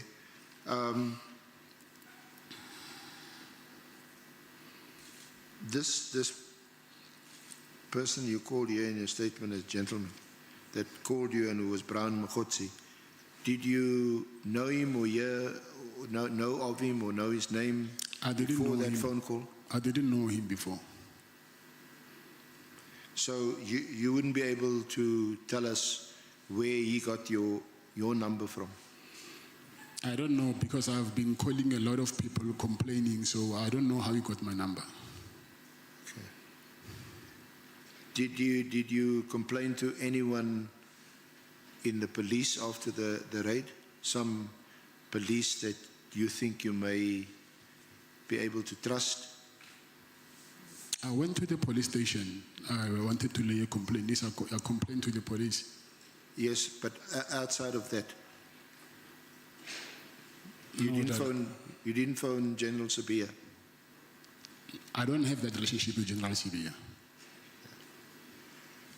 So this comes out of the blue to you. This guy that phones, you don't know him at all? I didn't know him. He says his name is Brown Mkhotsi. Yes, I didn't know him at all. And that he was calling from the office of the Minister of Police, Minister Mtunu. Yeah, that's what he said. Okay. Did you not ask him where he got your number from? No, I didn't. I was more interested in that he wanted to offer me his help. But didn't you question him a bit further? Isn't this strange or odd or a coincidence that someone is now phoning you from the minister's office to offer you assistance? It's not, for me at that time, yes, it is strange, but for me at that time, I didn't think it that way. Like I said before to you, that if you are sick and someone brings a cure, you wouldn't ask where you get this medication from. I just wanted him to help me. Okay. So this is from Dr. Mkhotsi, the medicine man. Yes, by then, that's what I thought, by then. Yes. So he says, no, I'm phoning from the minister's office. Of course, you don't know. He may be phoning from an office next to you or down the road. You don't know whether it's actually the minister's office. Probably. But at that stage, you say, if anybody's offering to help me, I'm quite happy to accept the help. So you're in quite desperate straits that you would accept anybody's help. Yes. Yeah. So you then say that you informed him of what happened at the Brooklyn police station. You didn't ask him why he was calling you or what the background was to the call. He didn't tell you, I heard that you in some trouble and all that. He didn't give you that any detail. He told me that I hear that you've got problems with the police, and then we are here to help you. Hence I said here that he said to me that we want you to go and open a case in another police station, and then we'll transfer it back to Pretoria. So I was more interested in the help that he was offering. It would have been clear to you that he must have some inside information about. Of course he does. He does, yeah. And you didn't ask him where he got this information from? No, I didn't ask him. Okay. So you took his advice. You went to the Protea North police station, and did they open a case, or did they just tell you they would open a case? I gave them a statement, and then they said they will register a case, and then they will send me a... Yeah, you normally get an SMS. An SMS of a case number. But you never ever got such an SMS? Nothing. Did you call Mr. Mkhotsi after that to tell him that I have not done what you asked me to do, what happens next? Yes, we were in contact, yes. Sorry? Yes. Okay. We're going to get to your interaction or your exchanges with Mr. Mogotsi in a while. But is that where your interaction with Mr. Mogotsi started? Yes, that's correct. That day after the raid? Yes, that's correct. So, you say roughly 2 weeks after the first raid, around about the 18th of December, the same unit came to your office? Yes. SC, let's take Honorable Nomvalo. Yeah, thank you, Chair. No, I just want to check with the witness, Mr. Matlala, if you say you never received an SMS confirming that the case was opened, do you mean that it was never opened at all, the case? I mean, it was never registered. No, I'm saying it was never registered. Yes. So since that day, it has not been registered? Yes. Okay. No, I just wanted to confirm that, Chair.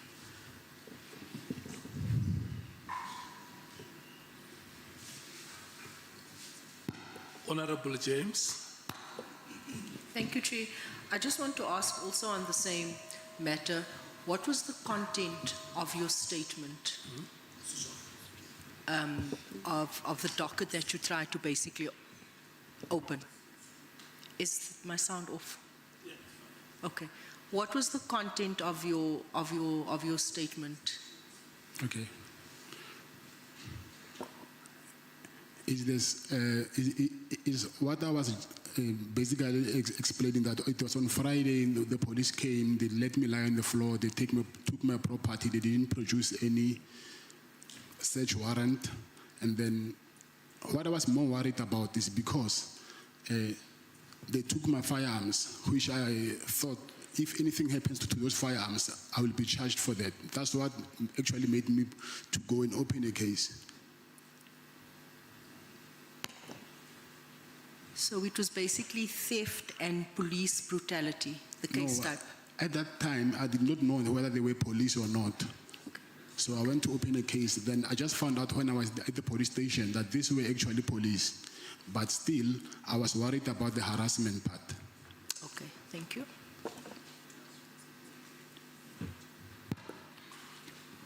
Honorable Skosana Jali.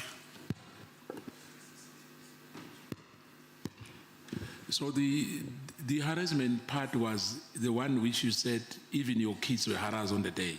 Yes. The four of them. Yes. Thank you, Chair. Any further follow-up before we proceed? Okay. Let's proceed, SC. Thank you, Honorable Chair. So, can we move to the second raid on your house? That was... Second raid is what was at the office. Sorry? The second raid was at my office. Yes, the second one is at the office, around about the 18th of December. And you say again, the police, they wore paramilitary clothing and balaclavas. They stated they wanted to inspect the firearms belonging to the security company. And after you complied, they confiscated all your firearms. Did they tell you why they were confiscating your firearms? While they were busy doing the inspections of the firearms, they asked the person who was in charge of the armory, and then they asked him, where is the spare key of the safe? And then he said he has one set of keys, and then the other set of key is with his boss, referring me. And then they're saying, according to the law, me as the owner of the company, I'm not supposed to have a spare key of my safe. So I'm supposed to return the key. And by then, I was not at the office, I was in the meeting. So they called me and they said I must bring the spare key of the safe. Then I sent my driver to go and give them the spare keys. So while he gave them the spare keys, and then I think they took all the firearms, they left, and then the same night, they came back to the house, but I was not at home. So they wanted to arrest me for having a spare key of the safe. So, but when they were busy at home, I was actually on my way home, but they got to the home before me. So I just saw a lot of people wearing this paramilitary clothing inside because the house, you can see people, even you are from the gate, you can see people from far. So I saw these people wearing like soldiers or something. And then I told the driver to drive back. And then my wife called me, said, the police are here. I said, no, I'm not coming. I'm going back to the office of the lawyers. I'm going to tell them they are back. So when they were there with my wife, they harassed her. She even now, she still has bruises. They thought maybe she was hiding me in the house. And then what worried me more is that they're saying they're looking for a spare key of the safe. They want to arrest me for a spare key of the safe. But I did not think that someone who has a spare key of his own safe, they will call special task force for him. So I thought there is more to this than what meets the eye. Yeah. So I think the following day, I'm not sure, there's a guy from KZN who called me because the following day, that raid was on the media. So there's a guy from KZN who saw that thing on the media, and he called me, he said, I see your problems here. There's a guy in KZN who can help you with your problems. But he said I must drive to KZN. Then that's when I drove to KZN, and then I met with the former minister Begitele at the Beverly Hills Hotel. Okay, just before we get to the Beverly Hills Hotel, who was this guy who phoned you? His name is Bongani Mpongose. Okay. Is he the son of the taxi boss? Yes. In KZN. Yeah. So let us first just round off the second raid on your. Sorry, Chair. Chair. Can I please just 2 minutes? I want to go to the bathroom quick, please. That is allowed.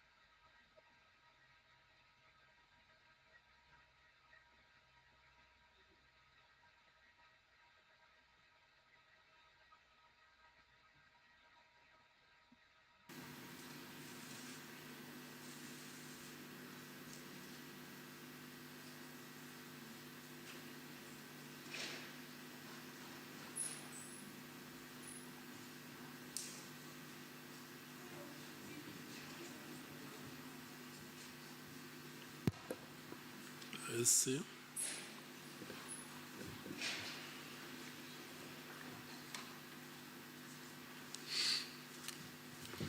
Are we ready? Can we proceed?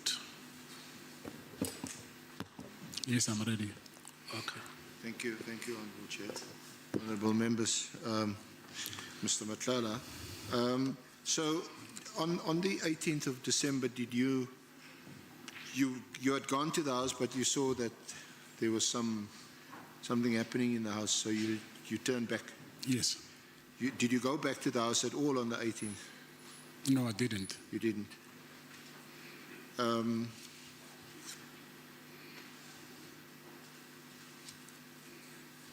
Now, you also shared with us your wife's experiences. It's on page 9, paragraph 28. Do you want to read that into the record? My wife, Tsakani Matlala, has also shared her traumatic experience of a raid by the Special Task Force team on our house. She recounted how my young children, aged 6, 9, and 11 at the time, were forced to lie on the floor with their heads on their heads, with a rifle pointed at them. This heartless act has had a profound and lasting psychological impact on our entire family, especially our children. It is inexcusable and demonstrates the extreme lengths to which these individuals were willing to go. Now, you summarize and you say that these incidents are somehow connected. Is that right? To the hospital lease and the Medicare 24 contract. The contract, yes. And you draw that conclusion if you go to paragraph 29. Do you want to read that or elaborate on that? This raids, the confiscation and theft of my property, the harassment of my family, and the confiscation of my devices, and all occurred during a period when I was actively pursuing legitimate business contracts and simultaneously facing difficulties with SAPS regarding a hospital lease on my Medicare 24 contract. I believe these actions were part of a coordinated effort to harass, intimidate, and ultimately derail my business, possibly due to my perceived and/or alleged association with certain individuals or my involvement in the Medicare contract.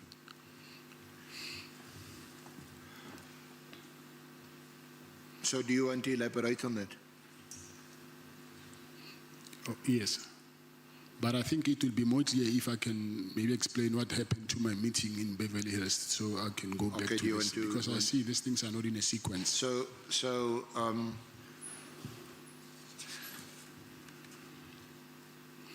Let's first deal with the court application and going to your lawyers after or in between the first and the second raid. Is that's when you launched the court application? Yes. And that court application, we have referred, Honourable Chair, Honourable Members, we've referred you to it, and that is to essentially interdict, stop the police from harassing you and threatening you and assaulting you, that kind of thing. Yes. And in that affidavit, you read portion of it, you describe what happened and how it happened. Yes. That application was launched.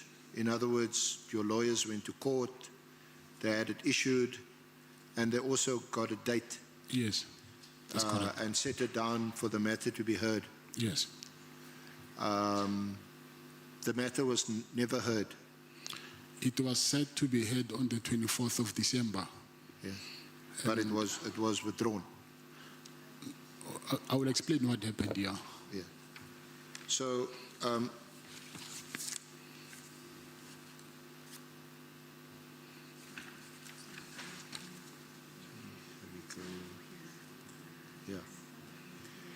yeah. So and we want to get to why that was the case, or certainly why you say the application was then withdrawn. So leading up to then, you referred to a phone call that you received shortly after the raid from, and you mentioned his name, Bongani Mbungosi. Yes. I see is he also known as Mabonga, or is that a nickname? Yes, it's a nickname, yes. Sorry, Mr. Matlala? Yes, it's a nickname. Okay.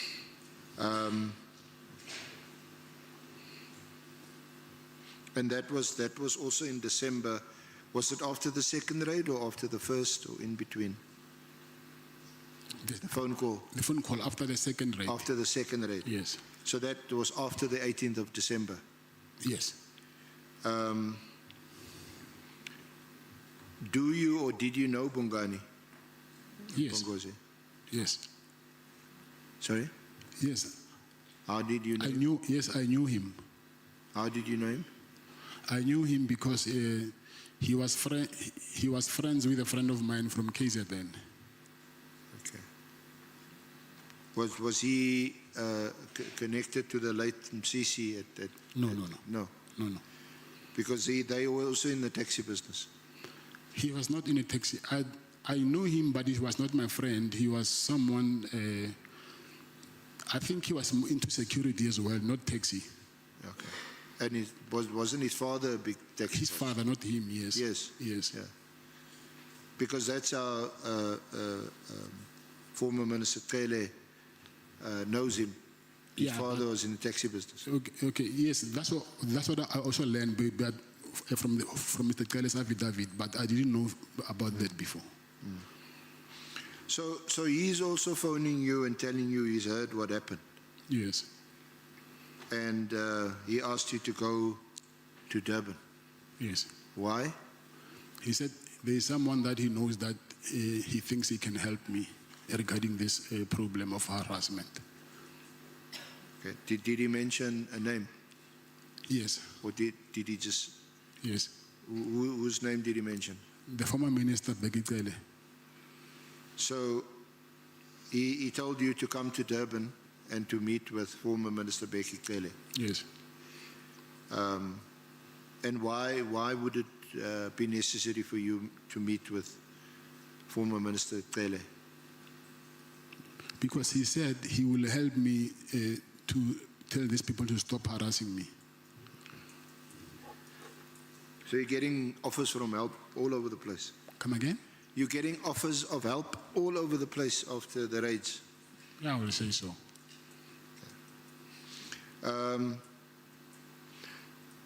But before you now meet former Minister Kele, you had already initiated court proceedings? Yes.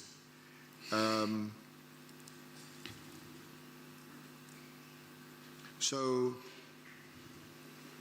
when do you meet him and where do you meet him? I met him on the 23rd of December. It was in Durban at the Beverly Hills Hotel. Okay. Is that the first time you meet him? Mr. Bekele? Yeah. Yes. You didn't know him before then, other than being previous Minister of Police?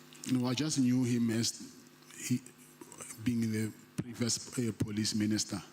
Yeah. Okay.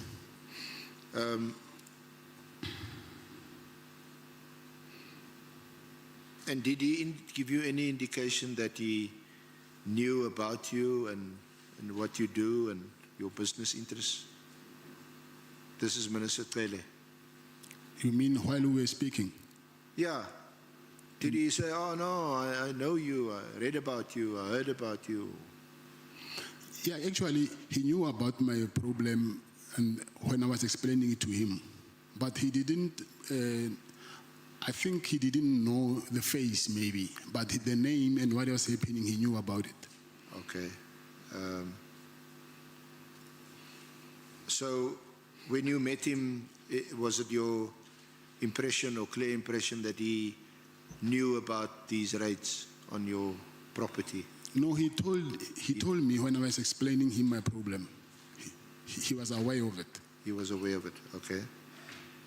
And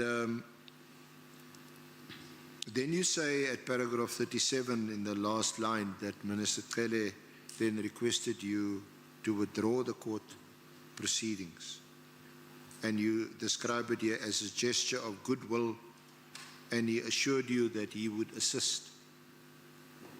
Yes. You confirm that, what he said? Yes, he said to me, before he will talk to his people to stop harassing me, I must withdraw this court interdict. And then it was the night before the matter was supposed to sit in court. And then I called my then lawyer. I gave him those instructions that he must just cancel everything. And then I've cancelled everything. And then he took a phone in front of me. And then he said to me that he's calling Lieutenant General Kumalo. And then he called him while I was with him. And then he told him that, listen, this guy, he just got between a Zulu war, but he's not a threat to us in any way whatsoever. But obviously, I couldn't hear on the other end what Mr. Kumalo was saying to him. But after the call, he said to me, it's okay, when you go back to Pretoria, you can go to the police station and fetch your firearms. And indeed, when I went back to Pretoria, I went to the police station and they gave back my firearms. Okay. And the person that he called, when he was in your presence and you could hear? I couldn't hear the other, I could only hear him talking. You could hear him? Yes.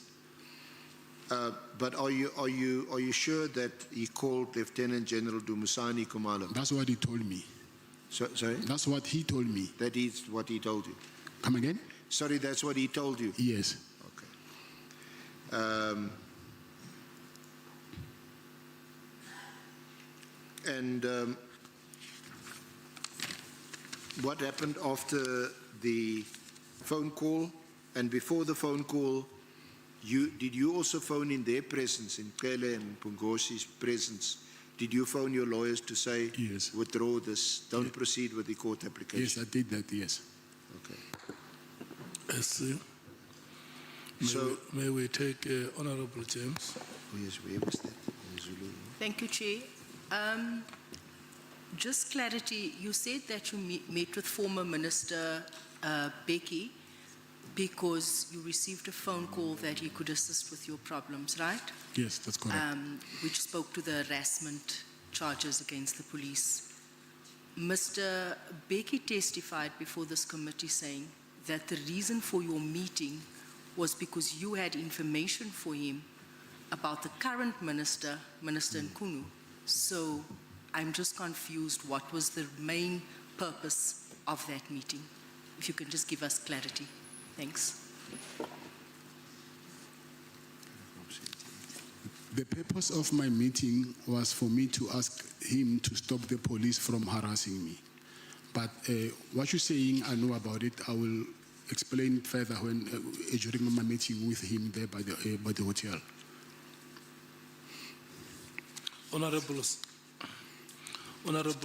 okay, let me do this. There are two members who want to make follow-ups. Is Honorable Sangoni and Honorable Ntuli, the Chief Whip. Can I check if we have more members so that I note all of you? Honorable Malema will be number 3. Honorable Ngola, number 4. The list is closed. Honorable Sangoni. Thank you very much, Chair. Good afternoon, Mr. Matlala. You said that you couldn't hear the person on the other side, yes, but you heard Minister Nkunu saying, and I want to... No, Minister Ele, yes, former Minister Ele saying, you are caught in, did you say a Zulu war? yes. And then when he then said that, I know that you can't hear the person on the other end, but did you get a sense that he was then explaining this Zulu war, or it just sounded like the person on the other side knows what a Zulu war is? That I cannot explain, but that's what I heard him saying, that I'm caught up between the Zulu war. What it meant even today, I don't know what that means. Chief Whip. No, thanks, Chair. The first question I wanted clarity has been asked about the Zulu War, and let's leave it where you answered it. The second one, Mr. Matlala, is that if I heard you correctly, and you obviously indicate if I did not get you properly, there is a person who called you from KZN and advised you to interact with Mabonga. Or is it Mabonga who called you to prepare for a meeting with former Minister Cele? Yes, it's Mabonga who called me. Okay. No, thanks. Honorable Malema. Mr. Matlala, you said the people who rated you, amongst them was a person called Kumalo. And then you go to a meeting, you tell Cele your problems. Then Cele says, withdraw the case. You withdraw the case. On the phone, you call your lawyers, withdraw the case. Cele calls a person called Kumalo. He says, no, this guy is caught in a battle or a fight, a Zulu war. He has withdrawn a case, something to that extent.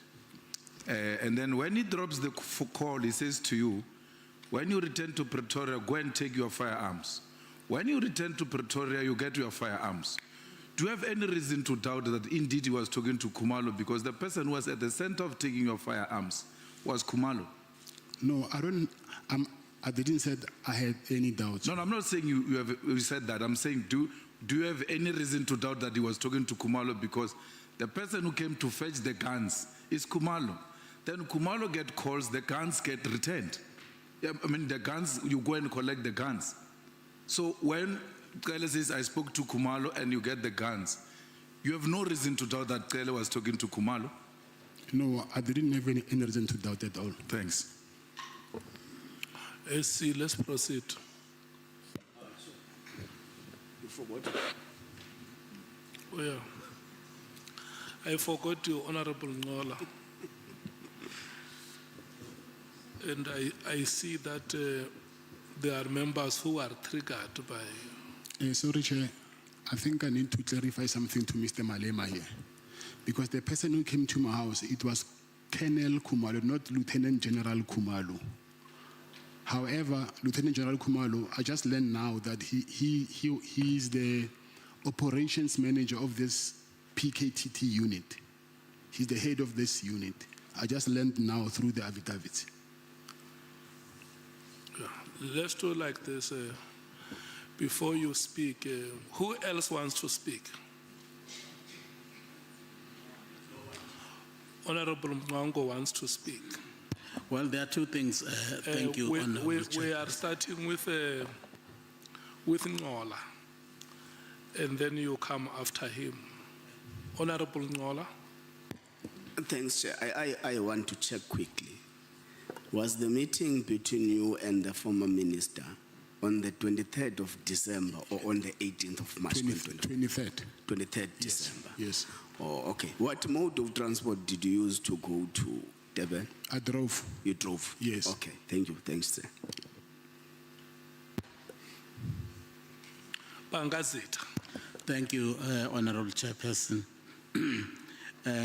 My first question has to do with the Kumalo. That the former minister was talking to.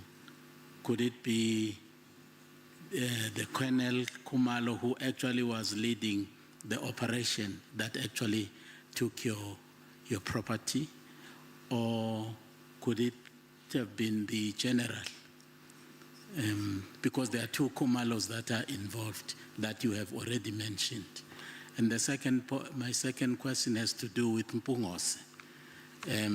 Whether you have known Mpungose before the call that actually he made to advise you to actually meet with the former minister to discuss your predicament. Okay.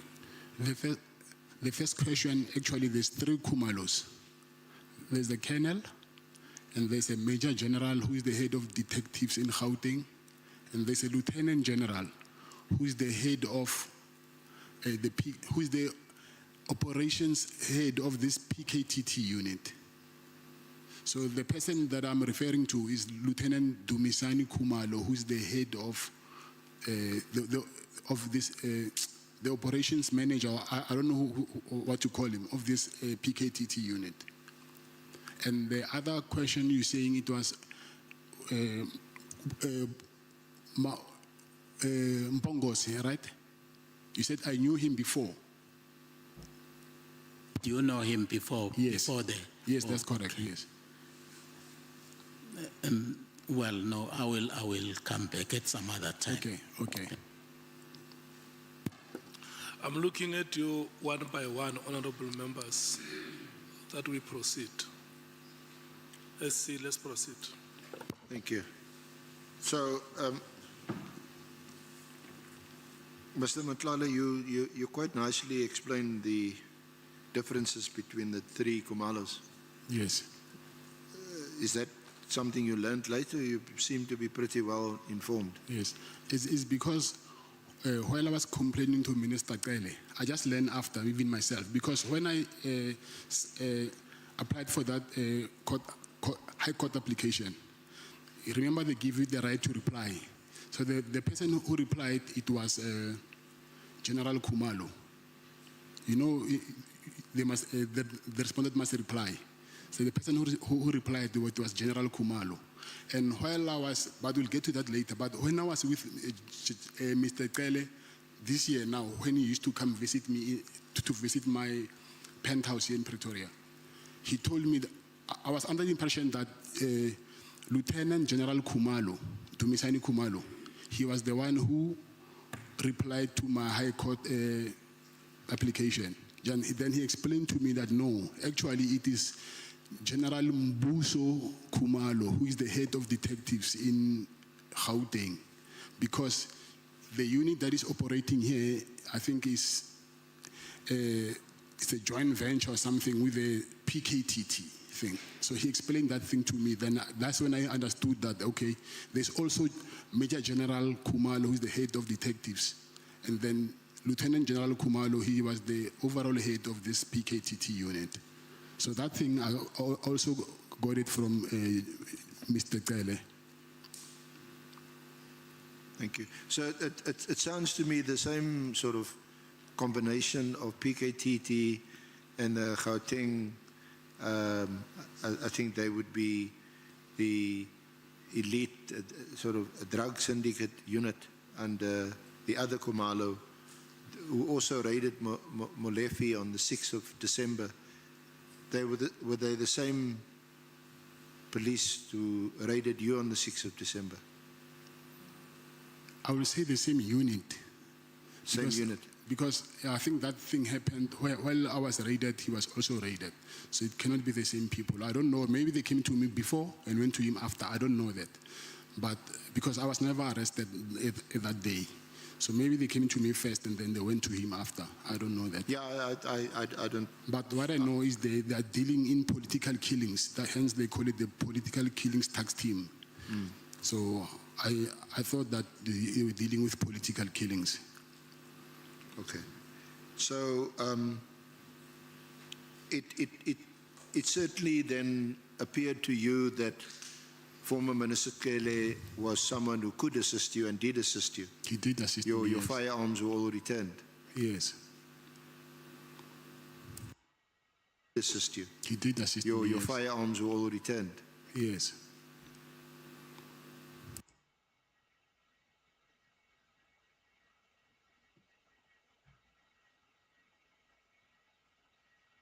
Asked to sign for the release of your firearms. You mean registered when they booked them in? Yeah, in the police station. I don't know whether they were registered or not, but when I went to fetch them, I found them where they put I think it's evidence or something. So I went there inside there and then they gave back my fire. So I don't know whether they were registered or not. That I can't tell, I don't know. But did you go to the police station to fetch your firearms? Yes, at Bruin Police Station. Brooklyn? Yes. Okay. So I'm going to deal with your interaction with Mogotsi and those WhatsApps in a bit more detail later. But let me just complete the narrative in relation to your relationship or your interaction with former Minister Cele. Yes. So when you, and we deal with it at paragraph, from paragraph 74 onwards in your statement.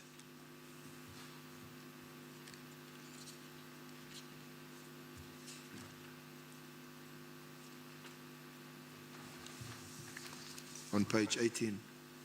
You got it? Yes, sir. At the bottom? Yes. So you say that in your December meeting, that would have been on 23rd of December. You showed Minister Cele your phone, and you told him that this Brown Mogotsi was busy asking you for money. And then you say you told Minister Cele that you were going to block Mogotsi since Cele was able to assist you.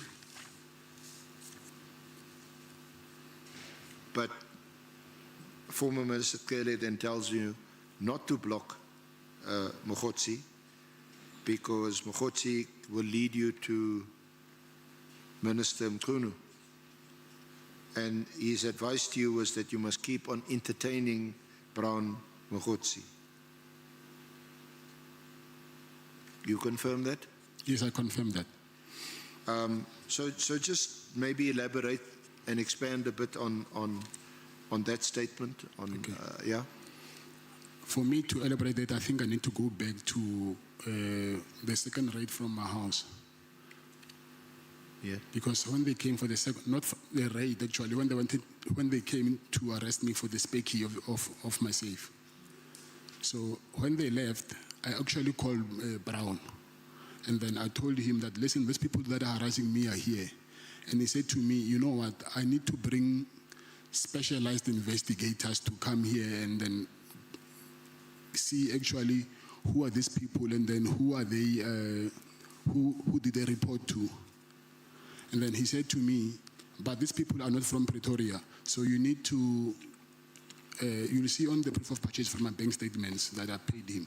He said to me, you need to book them accommodation, so send me money so I can book for them accommodation. I said, but you said to me that you're working from the office of the minister, so why must I pay the police to do investigation?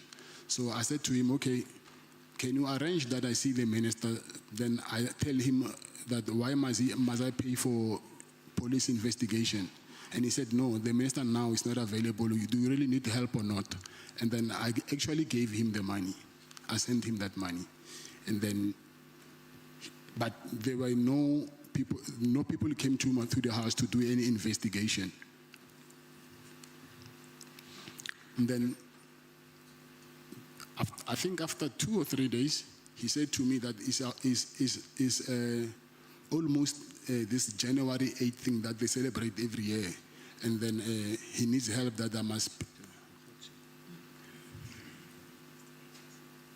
So just before you go, how much money did you give him? And I don't remember, but like I'm saying, if you can check the name, I gave you, I think, the name of his business account that I paid to, and then it's in my bank statement. So at that time, I think it was 10 or 20,000, but I can't remember.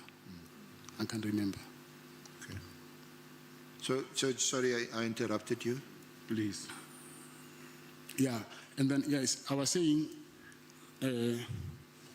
when I met, can you go back to Beverly Hills so that you can follow up? Can I go back to my interaction with Minister Cele? Yeah. When I was with Minister Cele, I explained to him actually that this guy, he's saying he was, well, after he sorted out my problem, now we started talking, and he asked me, what did I do about this? And I told him about this Brown Mogotsi situation. Then I even showed him the chats that he was sending me, and then also him requesting me to give him money and everything. But I said to him, it's okay, since you helped me, I'm going to block this guy. And then he said, no, actually, this guy might, because I think, he said to me, the problem that is there is that the Minister Mkhunu, he's got a problem with the police being still loyal to him. And then Minister Mkhudi wanted to remove General Kumalo, Dumisani Kumalo, as the head of intelligence and put his own people. So that's why they are fighting. So now, this guy, since he's saying that he's close to the minister, he works in his office, don't block him. I think through him, he will lead us to the minister, because he's saying that the minister gave him the directive to do the investigations and everything. He said, I must keep on entertaining him. So, and then I told him that, but listen, this guy, he's asking a lot of money now. He wants me to pay him for this January 8th thing, whatever. And he said to me, please just do it for us, but don't give him more than 200,000. And then if he asks more than that, then you can stop giving him money. But he said, I must continue, keep on entertaining him, tell him what he wants to hear. And he also told me that he will come, because this guy, Bongani, he was also present. So this guy Bongani was also present there. So Bongani told him that, oh, actually, Ndosi, this guy in Pretoria there, he's got a nice penthouse. Because you like to visit Pretoria a lot, when you're that side, he can offer you accommodation. And I said, it's fine, I don't have a problem. When you're at this side, I can offer you accommodation. And then... Sorry, Chair. Chair? The point on January 8th, don't give him more than 200,000. If he asks for more than 200,000, don't pay. Did you ever pay for that January 8th? Yes, I did. How much? I'll say between 150 and 200. I'm not quite sure about it. Did you pay the money to the account given by Mkhotsi? Yes, there's also proof of payments for that. Okay. Ngoni, is there anybody who wants to speak to this matter? Okay. Honorable Nomvalo, Honorable Skosana, Honorable Sangoni, Honorable Nwango. Yeah, so when you paid this 150,000, was it upon request from Mr. Brown Mkhotsi? I mean, yeah. So he requested. Yes, but I didn't pay 150 once. It was accommodation, flights. So did he what he wanted the money for? Did he say that, can you give us this assistance for this activity? Yes, he said that.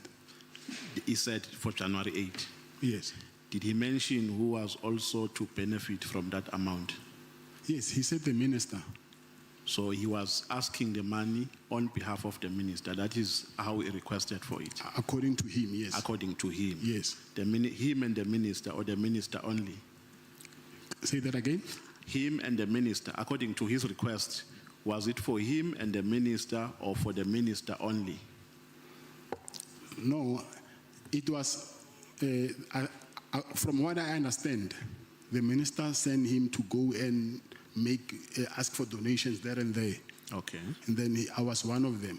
Okay. And then he asked me that money so I can donate for them for this January 8th thing of theirs. So I don't know who was going to benefit there. So you just send the money, you don't know how it was spent and on what? You don't know. You just sent it. Okay, the flights, I paid them directly. I knew this is what the flights, because he sent me the ID numbers. Okay. So I have them on my WhatsApp chats. So which ID numbers did he send? For who? For different people. For different people? I think maybe 10 or... I don't remember how many people. The ID number also has, I assume, when you book for a person, you use an ID number and full names. He sent me copies of IDs. Okay. So was an ID of the minister part of those copies? No. It wasn't? No. Okay, thank you, Chair.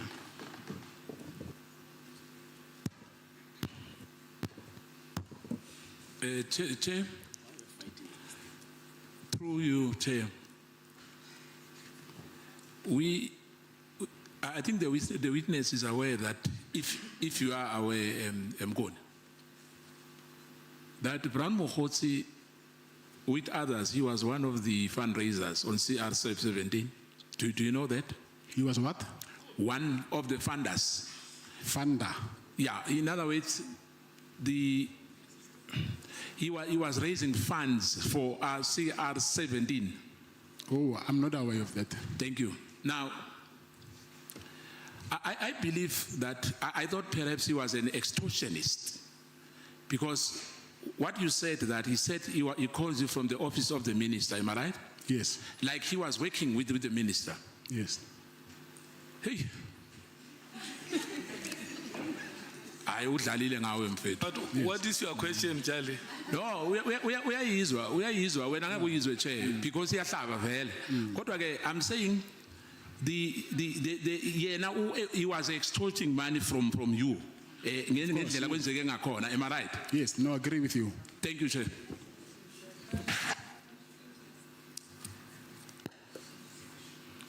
Honorable Sangwe. Thank you very much, Chair.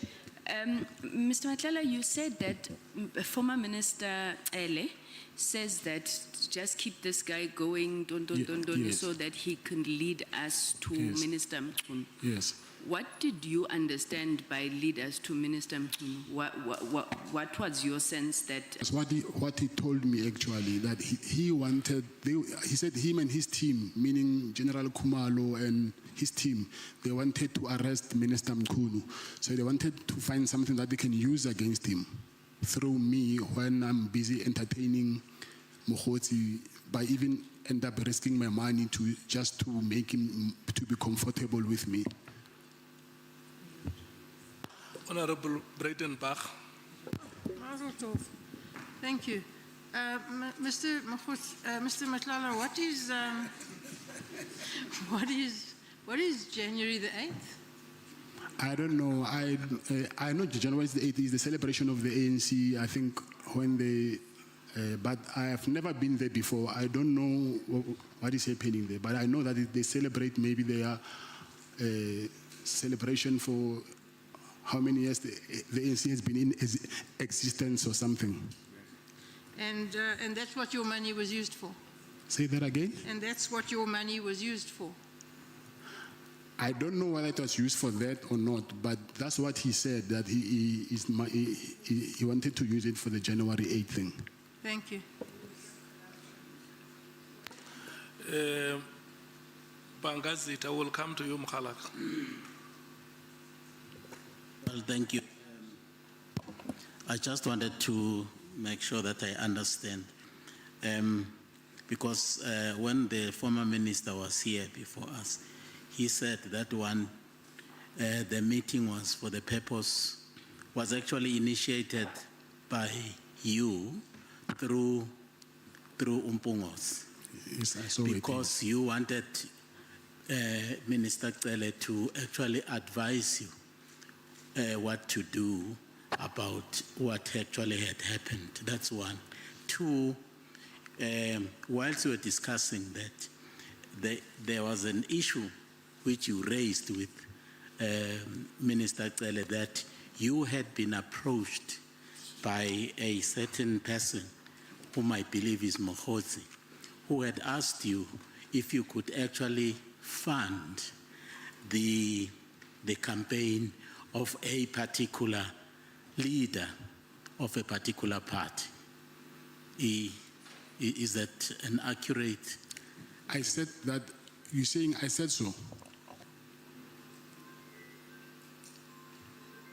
Are you saying that I said that I must fund a particular? Was that actually said to you? Because that's what the Honorable Minister said to us. Okay. He said you told him that you had been approached by a certain person whom I believe is Mokhotsi, yes, to actually fund the campaign activities of a particular leader of a political party. And in this instance, Honorable Minister Cele thought that it was the Minister Mkhunu. Now, you say you actually made a donation. And some of the witnesses that had appeared before us had actually said that the donation was meant to finance the cost of Mr. Mkunu's associates who actually were attending the January 8 statement in Cape Town. Yes. That money was used for transport, accommodation, even for was it a gala dinner? And apparently Mohosi did not pay for that, and General Sbia ended up paying because he was present. Okay. First of all, it's good because we have the ID numbers of the people who went there, because they are in my phone. He sent me the list of the people who were supposed to go there, because I booked flights for them through my office. So those people, I think later we can confirm whether they are Mr. Mkunu's associates or not. That I don't know. I just booked flights. I did not know, is this person close to Mr. Mkunu or not? And then anyway, Mr. Mokhotsi, he never said that the money is for funding the presidential campaign of Mr. Mkunu. That's what Mr. Kele told me, that this one wants to be a president. He thinks he can be president of the country. And then because they assumed that Minister Mkunu, but by then he was not even a minister. Because Mr. Kele asked me that, how did you get this contract? By then, it was him who was the minister, not Minister Mkunu. And then he assumed that between him and General Sibia, because of the saying, I'm close with Sibia also, they might have participated for me to get this healthcare contract. So they assumed that the money from the healthcare contract was supposed to fund his presidential campaign. Oh, okay. Honorable Malim.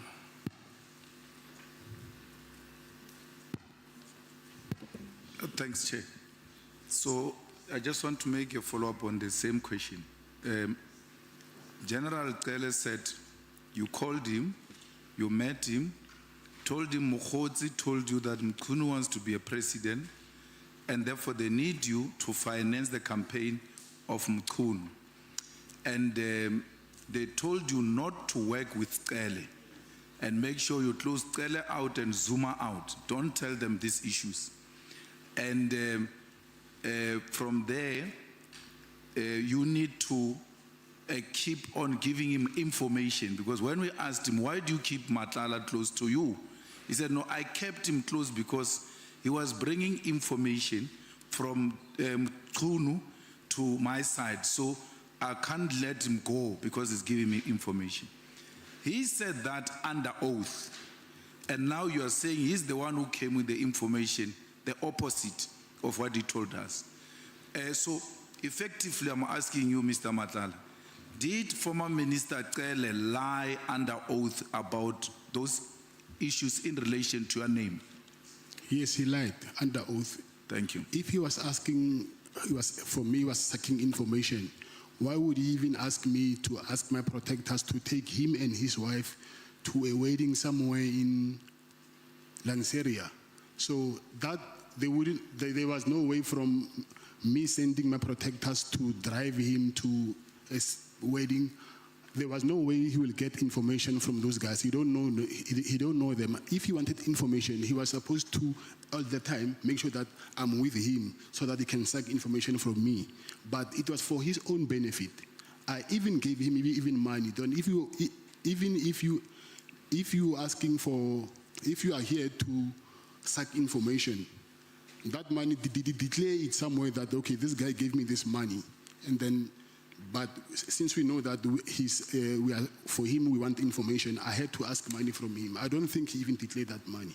I gave him money twice. Yeah. How much did you give him, the first one and the second one? I gave him 300,000, and then on the second occasion, I gave him 200,000. Okay. Honorable members, no, I want us to do this. if you can lower your hand, Honorable Nombal, I recognize it. You can see that the witness has a lot of information that he wants to share with the committee. And I'm going to suggest that we take one item at a time. The witness has mentioned the meeting that happened with General Cele at Beverly Hills. The witness has mentioned the matter of Mr. Brown Mkhots, and the witness has also mentioned the statement that General Kumalo was about to be removed. Yes. And fourthly, the information about presidential ambitions. Fifthly, about payments that were made for bookings, including those ID copies. And now, lastly, that there is money which has been given, 300,000 rand and 200,000 rand. So these issues must not go away so that we do not scupper the work of the legal counsel. What he was saying before, he said, Matlala, we now want to move to Brown Mkhosi, but let me conclude your engagements with with General Cele. That's what you wanted to do. So we're going back to that point where you must conclude with conclude the engagement with General Cele, and then we take these issues one, so that we don't confuse the witness, because if we ask him, every time you ask him a question, he responds and he gives more. So, wawana khomo ai shishija wawana gore o tsara packet so wa bia you know jamasi. So let me take your hand, Honorable Nombal. Yeah, no, thanks, Chair. Okay, later. Honorable Nombal. Yeah, no, thanks, Chair. Ragama khomo ya Matlala. It's a follow-up, Chair, on the last response that the witness has given. I just wanted to check, how was this money given? Was it cash or it was transferred to the minister, to Minister Peggy Cele? It was cash. It was cash? Yes. Both of it was cash? Yes. Okay, thank you. Honorable Skosana. My follow-up question will be, if I heard you very well, you said that you send your bodyguard, there was a wedding somewhere else, we send your bodyguards, am I right? Yes. Yes. Yeah. Now, I know you haven't mentioned this, but was it the day when he slept at your penthouse? No. Or it was just on your normal conversation with him? Yeah, that day they fetched him in Senten Hotel. Thank you, Chair. Honorable Cameron. Thank you, Chair. Just a question for clarity. Was there anyone else present when you paid the money to Becky Cele? Okay, yeah. The first time it was when Bongani was present, but he's no longer alive. Yes, and the second one, I was with my protectors, but I don't know whether, because I wouldn't tell them what I'm doing. So I don't know whether they've realized when I went to the car and took out the bag and put it in his car. And then just one last one. Was there any other time that your protectors transported former Minister Cele and or his wife? Yes, they took him to a wedding in Malda's Drift, some place called Malda's Drift. Okay, thank you. Thanks, Chair. Okay. I want to note hence. Honorable Ngola, Honorable Chief Whip, Honorable Sokanyile, Honorable Shongwe, Honorable Matthews, Honorable James, Honorable Mwango. Thank you very much. Chair. No, Mina, I just want to know the delivery venues in both the installments. The first installment, the second installment. And did it happen at the Bevel Because it looks like it's one of the most important meetings you had. Was the delivery there? When was the other delivery and stuff? Just that from me, Chair. Thank you very much. Okay, the first payment was here in Pretoria in my at my penthouse, and the second payment was at Beverly Hills, but not on that day when I first met him. It was this year. I think I met him a couple of times after the first meeting, so I don't remember. Maybe it was around March, but I'm not sure of the date.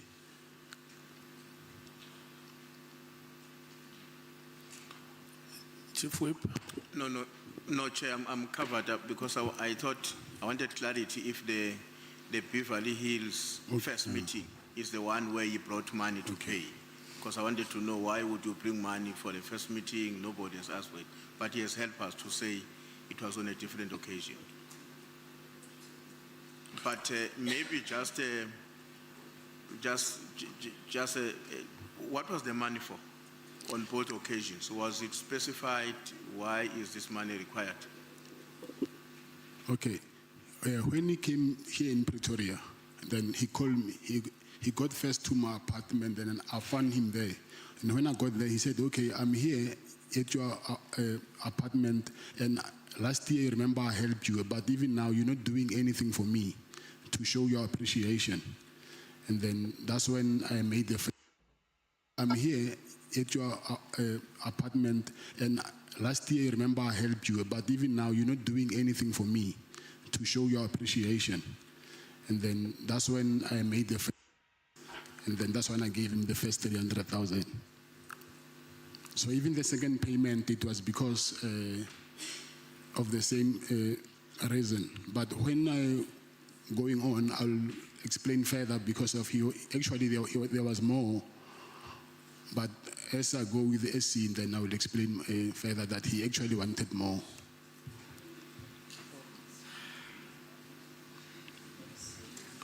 Yeah, I wanted to warn you against running ahead of the witness.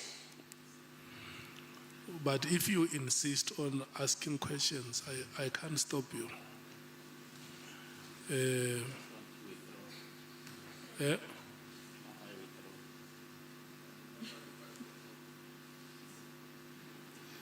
Honorable Sokanyile.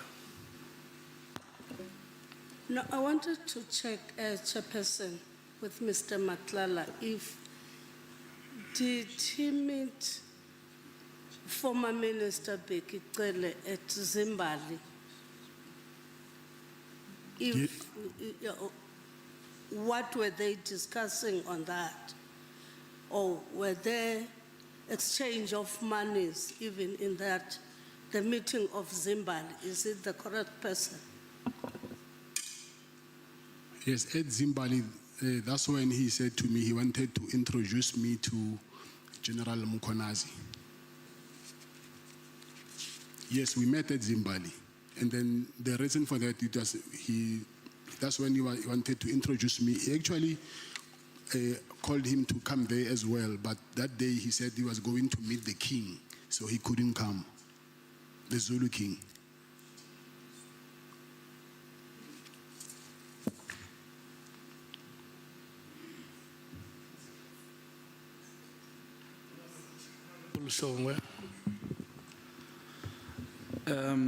Babu Mkhotsi, you nami ngithi Mkhotsi nangu mama weDA ongifake kulento lo mama weDA ongifake Babu Matlala, I need to ask something la. Actually, there's something you said emuva when you said the reason you are here is because you were failed by either a state or somebody. Is there maybe a chance you saying this to get back to Ubabu Taylor? Is he the one maybe or failed so that you do you understand? No, I don't understand. Okay. When you say the reason you are here is because the state failed you or somebody failed you, do you mean you said something Ubaba Cele asking for protection? Is he the one who failed you? And my second question would be, how many times have you met Ubaba Cele? And in those many times you've met him, kayile something yokchawa, or it was only these 2 times? Okay, for me to answer that question, it means that now I have to go further, and then, but we'll need to go back again because of I will leave other things behind. But let me just answer this for you. For me to say that he failed me, because the last time when I stopped calling his calls, taking his calls, I remember it was the day when there was a big soccer match between Sundown Pirates and Kaizer Chiefs in KZN. He called me, said I must come there. His wife and his car, he's got problems with his wife's car and his car, so he really needed money. And I drove to Durban. And when I got there to Durban, I just decided that this thing will never stop of this guy always asking me money. And then something said to me, hey, let me just stop taking these guys' calls. If you can check on that day, I received more than 20 missed calls from him. I just decided stop taking his calls. It was on Friday. And then the next week, Wednesday, that's when I got arrested. So, but I think you'll understand more when we go back again to what led me to that arrest. Okay, so you've met him more than 2 times, that's what you are saying? Yes. And all this time you've met him, bomb guy or something? No, I only gave him money twice. Twice? Yeah. Okay, no sharp. Yeah. Honorable Cameron. Thank you, Chair. Just in terms of when you gave the money to Becky Cele, in the same time period, were there any other senior officials or senior police members that you also gave money? No, it was only him. Only him. And then the last one, was there anything else that you covered for Becky Cele? Anything regarding travel or covered date for him? Any other gifts for the family? Anything else that you gave him apart from the money and the penthouse? No, I just gave him money. What I remember, but that never happened. I just saw on social media that it was actually his birthday.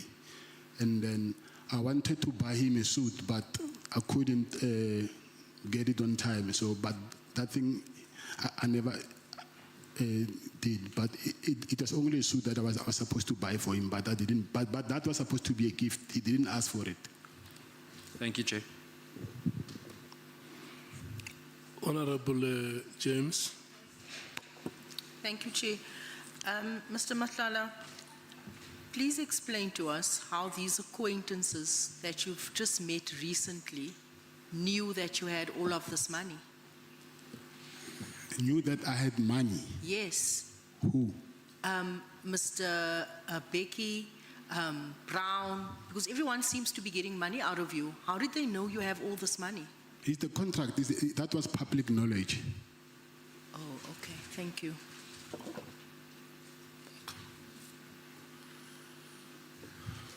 Can I check if there are members who still want to speak? I'm worried that we are running ahead of the witness.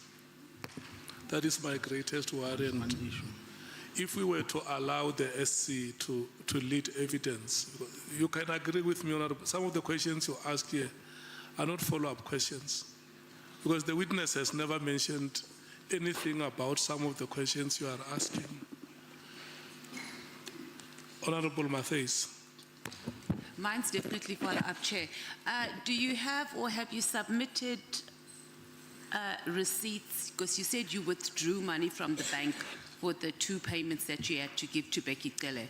Because we're going to end up coming down to, I didn't get the money, you gave him the money. So we need to have some type of proof. So would your bank receipts or with your withdrawals sort of align with that, and is that available for the committee that will speak to the dates? Yes, but I don't have access to my yeah. to my banking app now. But the police have my bank. They have my bank statements. But it's So maybe it's if you there. can, yeah. So for both payments, you withdrew money, and it will reflect. yes. It will reflect on there. And then, Chair, we mustn't lose it because we were busy on the issue of the apartment, and I'm scared that senior counsel that we don't miss that. Mr. Matlala was talking about the issue of being at the apartment with Becky Cele, and then we lost interruption, or we were interrupted. Thank you, Chair Mkapa. Do you still remember where we were? So that I can refresh you. Yeah, I didn't think it's just that, under the guise of questions of clarifications, if we can stick to a structure, then we can get done sooner. These issues are all dealt with in the affidavit, and I was getting there. So Mr. Matlala, the issue of your relationship with again at paragraph 108 on page 25 of your statement.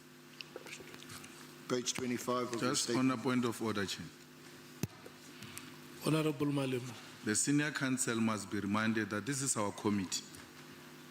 He can't address us the way he's doing. Where we feel we need to come in, we're going to come in. It's our committee. And that right must never be taken away from us. No, that right will not be taken away from yourselves, honorable members. What we are saying is that let's allow the witness to lead evidence, especially that he himself has said it here, that in the process of deposing his oral evidence, there may be some corrections that will be made to the statement that has already been sent out to members. And I think that will benefit members if we deal with it that way. Agreed? Let's proceed. Mr. Matlala, I referred you to page 25, paragraph 108 of your statement. Page what? Page 25. Paragraph? Paragraph 108. 108. 108. Okay. Yes, I see it. Now, just before that, you had described how you met General Cele in Durban, and that he said, no, when you said, look, this chap Magotsi was messaging you and in touch with you, he said, no, continue doing that. He's going to lead you to Mkunu. And then he also mentioned that you are being caught up in what he described as Zulu wars, and I'm trying to summarize what you told us, that he definitely seemed to help because there was a phone call which you claim was to General Kumalo, and your firearms were returned. You went to the police station to collect them. Then subsequent to that, at paragraph 108, you said that Minister Cele requested accommodation in Pretoria. I offered my apartment to Minister Cele for use when he was in Pretoria. And then you said that in one of your messages, you had referred to Minister Cele as my business associate, quote unquote, when communicating with property management. I only said that to give some basis for the nature of the relationship, but Minister Cele was not actually my business associate. He stayed at my apartment 3 or 4 times. Yes, that's true. You confirm that? Yes. And then you dealt with the cash payments, which you've now disclosed. You said, I made an initial payment of 300,000 in cash to former Minister Cele at my residence in Pretoria around January. Is that January 2025? Yes. I handed over the money while he was inside my apartment. This was after he told me they needed gratification, which he called a quote-unquote facilitation fee, related to his role in returning my firearms and stopping the harassment. He also implied that he was not acting alone, which explained why a large sum of money was required. Yes. So that's the first payment. Yes, that's correct. And that was in your apartment here in Pretoria. Yes, that's correct. Then you say you made a second cash payment around about March 2025 at the Beverly Hills Hotel. Yes. The purpose of the payments, from your perspective, you say, was to acknowledge my belief that Minister Tlele had quote-unquote control over the police and had effectively stopped the harassment. No, that is not true. So this statement, remember, I was supposed to go through it and correct some of the things. So you want that part deleted? Yes, because he was the one who asked me for money, not that I was acknowledging that he has power in the police. So we'll make a note of that. But what did in fact, according to you anyway, what was in fact the case was that when you withdrew your court application against the police, the harassment did stop and your firearms were returned. Yes, that's true. So certainly at that point you thought he was value for money. No, I'm saying he asked me for money and then he reminded me of what he did for me. Then that's why I offered him the money. I'm not saying I felt like I need to pay him because of what he did. And then you say he later contacted you for more money, citing issues with his and his wife's cars. Eventually started to see. So I think in answer to one of the honourable member's questions, you spoke about these cars, and it was at a big game at Moses Mabhida. Is it the Chiefs Pirates game? Yes. So you remember very clearly that incident. Yes, yes, I remember because of that game, yes. Okay. So he continued asking you for more money? Yes, that's correct. But then you started to see what you called demands as extortion, and he stopped making payments, and you stopped taking his calls from about 9 May 2025. Yes, that's correct. Is that right? And then shortly thereafter, you were arrested on the 14th of May 2025. Right? So do you seem to be saying, but you can say it in your own words, that there seemed to be a connection between you stopped making these payments and then your subsequent arrest shortly thereafterwards? I will say that was one of the reasons, but the other reason, as we go on, and then I will explain about it. Yes. Yeah. Okay. Now, if we could just round off on former Minister or Minister Mkhunu. You say at paragraph 114 on page 27 that you learned from Minister Tlele that there was a big dispute between the two. Yes, that's what he told me. And that was according to General Tlele? Yes. Okay. And that's why he encouraged you to maintain your communication with Mogotsi? Yes. But you had never, had you met Minister Mkhunu at all? I've never met him. And you don't know him at all? No, I don't know him. So you confirm, just so that we can get this out of the way, that you provided an affidavit, and you see that on page 29, paragraph 124 of your statement, paragraph 124. Yes, I see it. I confirm that I provided an affidavit stating I have never met Minister Mkhunu. This affidavit was prepared after Mkhunu's lawyers contacted my lawyer to ask whether I knew the minister. I stated I did not know Minister Mkhunu. They asked whether I was willing to depose to an affidavit to that effect. I said I was. This is how I came to depose to the affidavit that was provided to the minister. And you attached the affidavit at VM5. Yes, and that appears to be the same affidavit that the minister had presented to this committee when he gave evidence. So you confirm that? Yes, I confirm that.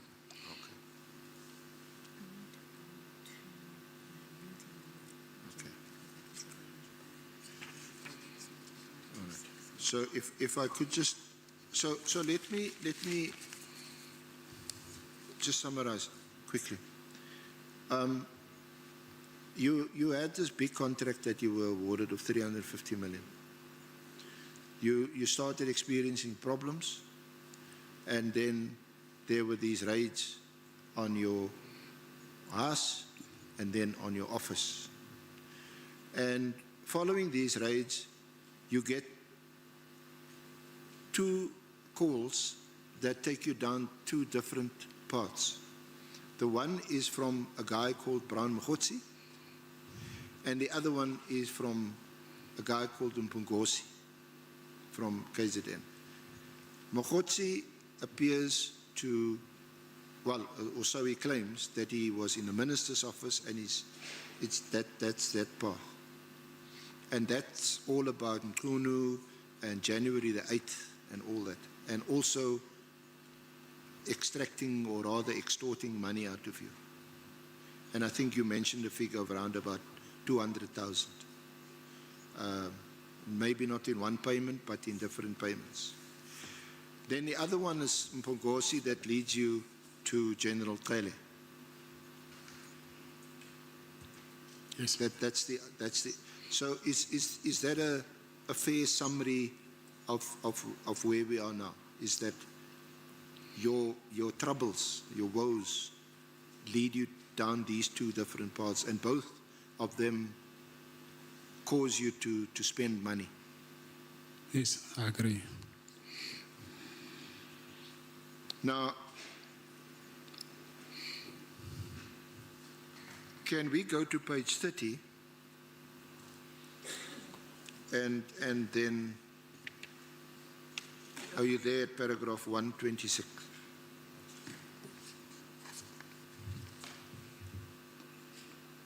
Paragraph?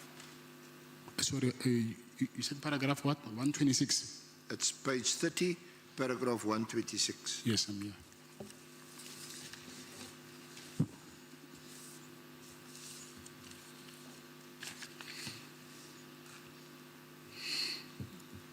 Now, that is where you record that you met Lieutenant General Mkhwanazi at the Pearls at Umhlanga on 15 April 2025. What's the Pearls? Is that an hotel or an apartment? What The Pearls is an apartment building, yeah. Yeah. It's apartment. An apartment building. Yes.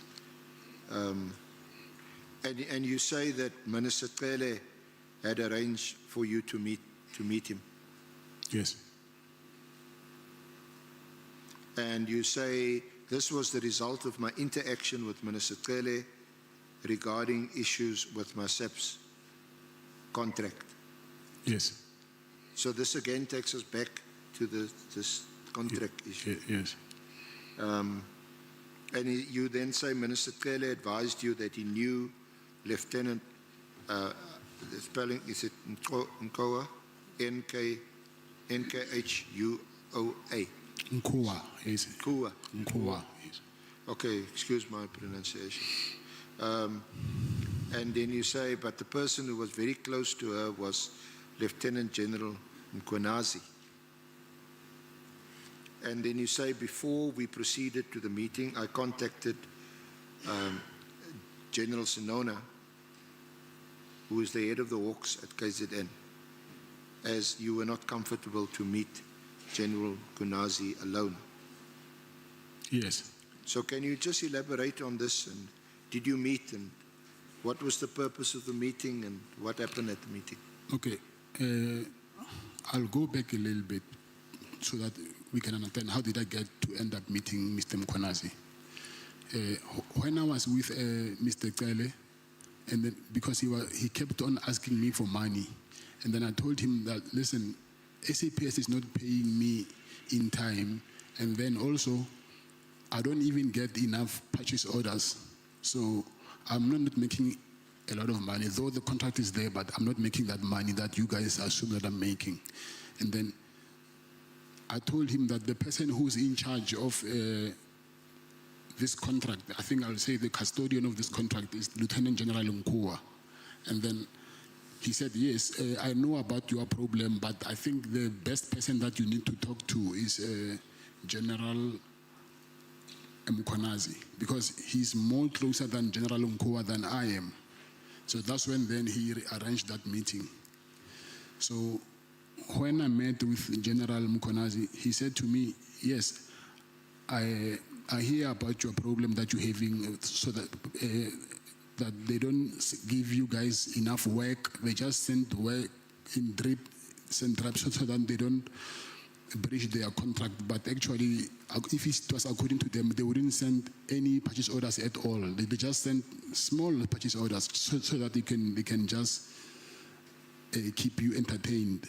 So, but they're saying actually what they want to do is cancel this contract. So, and he said to me, they actually met. He said there was a police summit in somewhere in Emperor's Palace, and he's saying during that summit, after the summit, I think he said to me, General Nkua asked National Commissioner Fani Masemola that when are they actually cancelling my contract, and Fani Masemola said that. This is what I heard from General Mkonazi. Fani Masemola said that, listen, I spoke with the minister. Remember last year, December, he gave a directive that we must cancel this contract. But now I asked him that can I continue? And then it looks like he is backing down now. So National Commissioner Masemola, according to Mkonazi, he said, I suspect that this Mkunu is working with Sibiya now, and then he no longer want to cancel the contract because I suspect that they will send this guy, meaning me, to come and kill me, and then they must put General Sibiya as the National Commissioner. And Mkonazi said to me that, I said to National Commissioner that, Commissioner, if you think that your life is in danger, just say the word. I will take care of this cat. Then I asked him, what did you mean when you say that he must just say a word and then you will take care of me? And he told me that there is only one way that I can take care of you permanently. But he didn't say it in like kill you, but he just said to me that there is only one way that I can take care of you permanently. And I said, but what was the reason for that? Because he told me that they suspect that why will suddenly the minister decide not to cancel the contract anymore? But before that, he was the one actually who said we must cancel this contract. So he said to me, he told Fadima Samora that he will call the commander of special force and then they must give him an armored car from now on, because his life is in danger. And he was saying all these things to show me that General Nkua was pushing for this contract to be cancelled. And then he said to me further that she's doing this because she was working with the previous service provider. And then they were giving her a lot of money. That's why she could afford to buy properties and convert them into B&Bs. And he even gave me one address of her properties, which I wrote it down later. And then when I came back to Pretoria, I went there actually to check the property, and then I even took a street number and pictures of that property that he said is one of the properties that she owns, and there's no way that she can afford such properties with a salary from SAPS. So now, if you want her to come and work with you, are you going to offer her the same incentives that Metropolitan was offering her? Then I knew that I was very in deep trouble than I thought I was. Because of now, he was saying, there is no way a woman like a general like her that she will just dump people who were offering so much money and come work with you. It's either when I tell her that she must come work with you, then you will continue doing what these people they were doing to her. And then, but he said, there's conditions though. I also want you to do something for me. And I asked him, what is it? He said, there is a case opened against him from IPID, in IPID. He said there's a guy that they tortured, and the guy that they tortured opened a case against them, and then I must convince, because the guy stays, I also have a house in Mistream. So he said, because you stay in Mistream, I'll tell you the name of the guy and check if you know the guy. And I said, tell me, and then our Mistream is not that big. Maybe I might know the guy. And he told me the name of the guy, and I told him, actually, this guy, his son goes to the same school as my son. So, but what I will do is, I will ask my wife to ask his wife if he can facilitate a meeting for me to meet the guy so that I can convince him. And he said, I must tell the guy that, listen, he must drop the charges against him, and also he must add that the people who actually compelled him to lay charges against him is Minister Mkunu and General Sibia. However, I couldn't get the guy and convince him to do what he wanted to do. And I thought maybe that was one of the reasons also that maybe I got arrested, because I didn't deliver what I promised him. So that was the purpose of my meeting with him there in the Pels.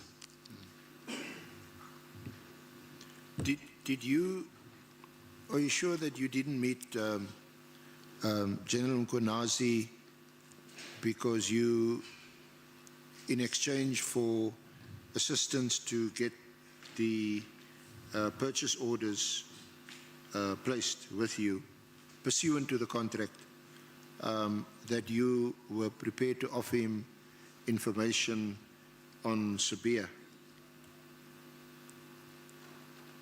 I don't follow your question. I said, are you sure that the purpose of this meeting with General Mkonazi was not that he would have been prepared to speak to the head of HR to place orders on the contract which was then awarded to you? Hadn't been cancelled yet. But it would be in exchange for information about Sabia. So if I get this right, you're saying the purpose of my meeting was for me to give General Mkonazi information about Sabia? Yes, I'm asking you if that was not the purpose of the meeting. Then he's the one who arranged the meeting. Then how did he know that I want to give him information about Sabia? Because he's the one who arranged the meeting, not the other way around. So what are you saying, that did he request the meeting? No, I'm saying Begitela arranged the meeting with him, and then he said it, and then he accepted, and then he said to me, he needs help about what I just told you, and then he mentioned obviously that he wants information about Sabia, but I told him that Sabia, I don't know him to that level that I can get next to him and get information. Not even Sabia only, even the minister. And then that's when he said, rather ask this person to withdraw the charges against me, and then tell him that he must say he was forced to open the charges against him because Minister Mkunu and Sabia asked him to open charges against him. So even though it is the case that you discussed at that meeting with Mkonazi, you did discuss the contract, because he also then mentioned Kua and pointed out that she was also in the pocket of, I think you mentioned Metropolitan, and that she's got these properties, and obviously if you do a kind of a lifestyle audit check, then where does she get the money from? And but he didn't offer to help you. You say that he said she was the quote unquote stumbling block for your contract. So did that also in fact happen at the meeting? Yes. But you say that, and according to your statement, that the true reason was actually in relation to this chap, Nangi,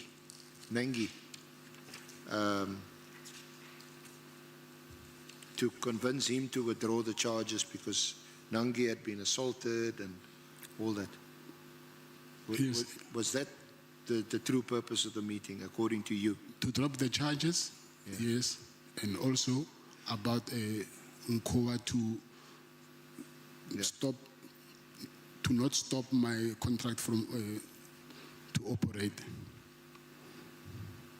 Do you know, or did you know General Sonona, the head of the Hawks KZN? Yes, I know him very well. Very well. Yes. So for how long you know him? I'll say maybe 7 years, or 6 or 7 years.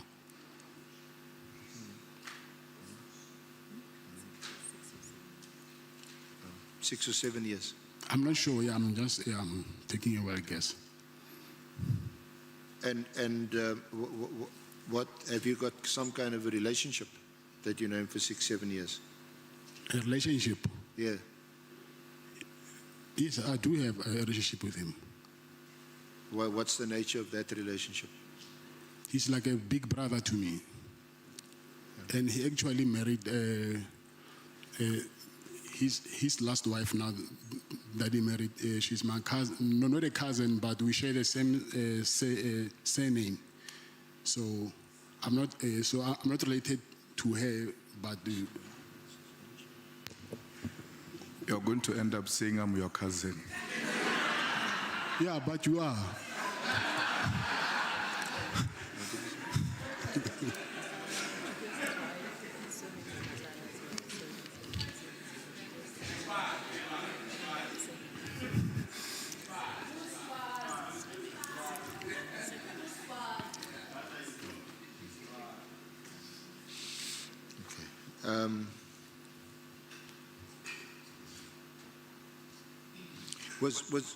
Would that have been the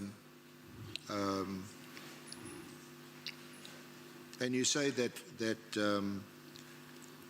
did you offer to speak to Nangi because your kids are at the same school? Yes, I did. And what was the outcome of that discussion? He told me that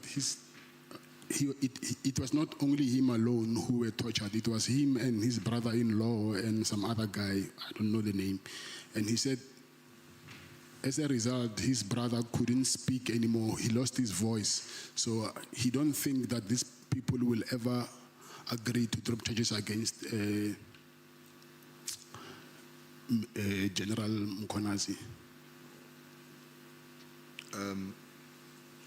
Yeah, you mentioned at paragraph 134, 133 on page 32, where you say, I met up with Mr. Nangi as instructed by Lieutenant General Mkhwanazi, and he tried to convince him, and you tried to convince him to withdraw the charges.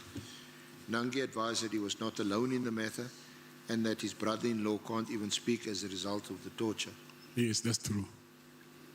He advised that he was not willing to withdraw the matter, and I believe he has even sued Lieutenant General Mkhwanazi for 10 million rand. Yes, that's true.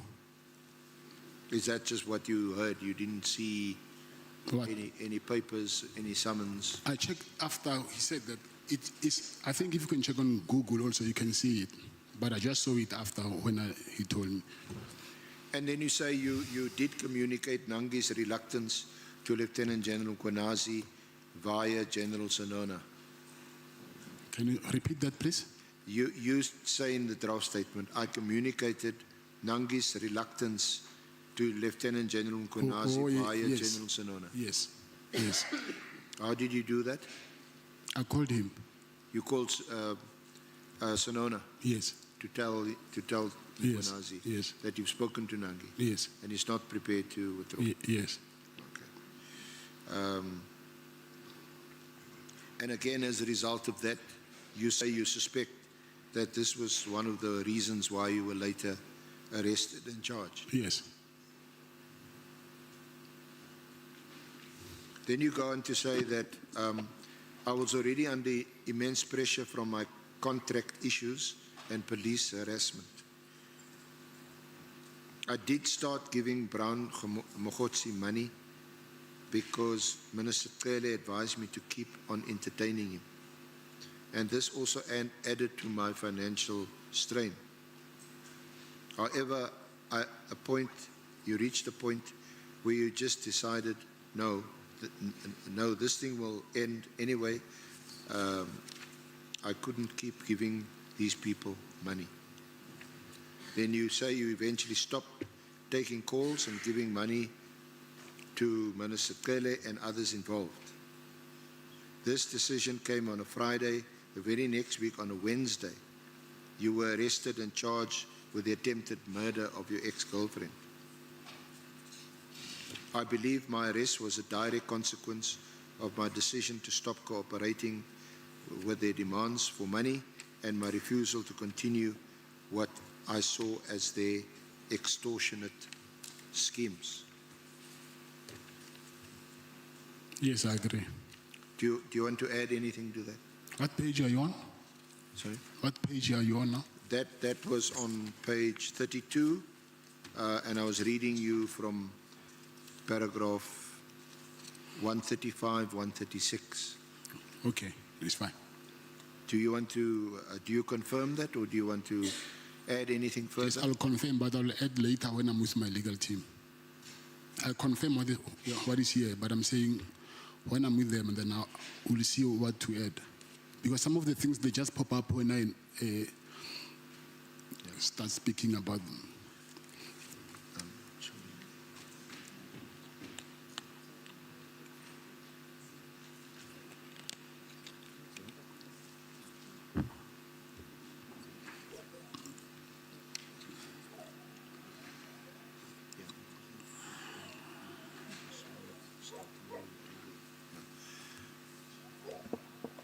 Honourable Chair, this would be, with your leave and the Honourable Committee's leave, a convenient point to adjourn before we pursue a new aspect, and we'll do our level best to take no more than 2 hours tomorrow morning to conclude. You want to adjourn now? Sorry, Chair. You want to adjourn now? To adjourn now, yes. Matlala o sa shishicha. You still want to give more? No. I don't know. What time is that? It's quarter to 5. To 5. Okay. Yeah, I think we can adjourn. And then tomorrow we start at 10. At 10. I don't know. I'll discuss. I don't know what time they'll be here. I need to talk to them first. I need to talk to my legal team first and ask what time will they be here tomorrow. Because Yeah. I would love that before we start, then at least I can get a brief from them. And Yeah, they requested 10 o'clock to us. to start at 10. Okay, then it's okay. Meaning they'll be here much earlier, I assume. Yeah, Oh. yeah. Yeah, can I check? We are going to adjourn. Are the members who may want to ask anything, but we must do all this before 5. Honorable Nomvalo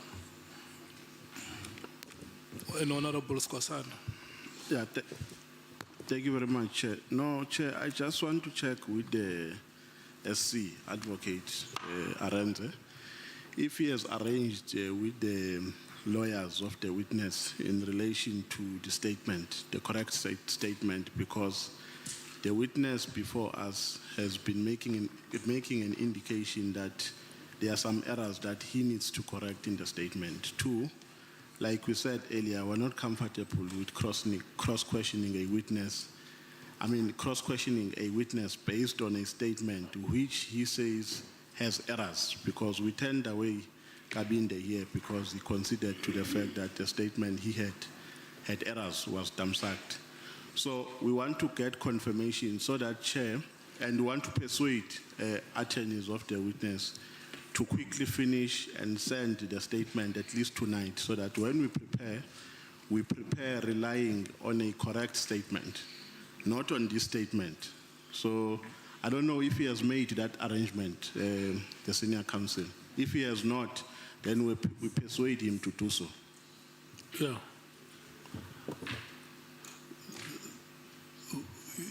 And I think it's the understanding of, it must also be the understanding of members that the draft statement that has been prepared, as we were going through it, the witness has confirmed most of the contents and where corrections have to be made were made.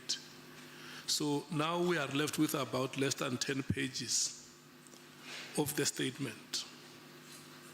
So what you are suggesting, it should be easier for them to finish that part, because most part of the statement has been presented. Where the witness wanted to add more information, it was added.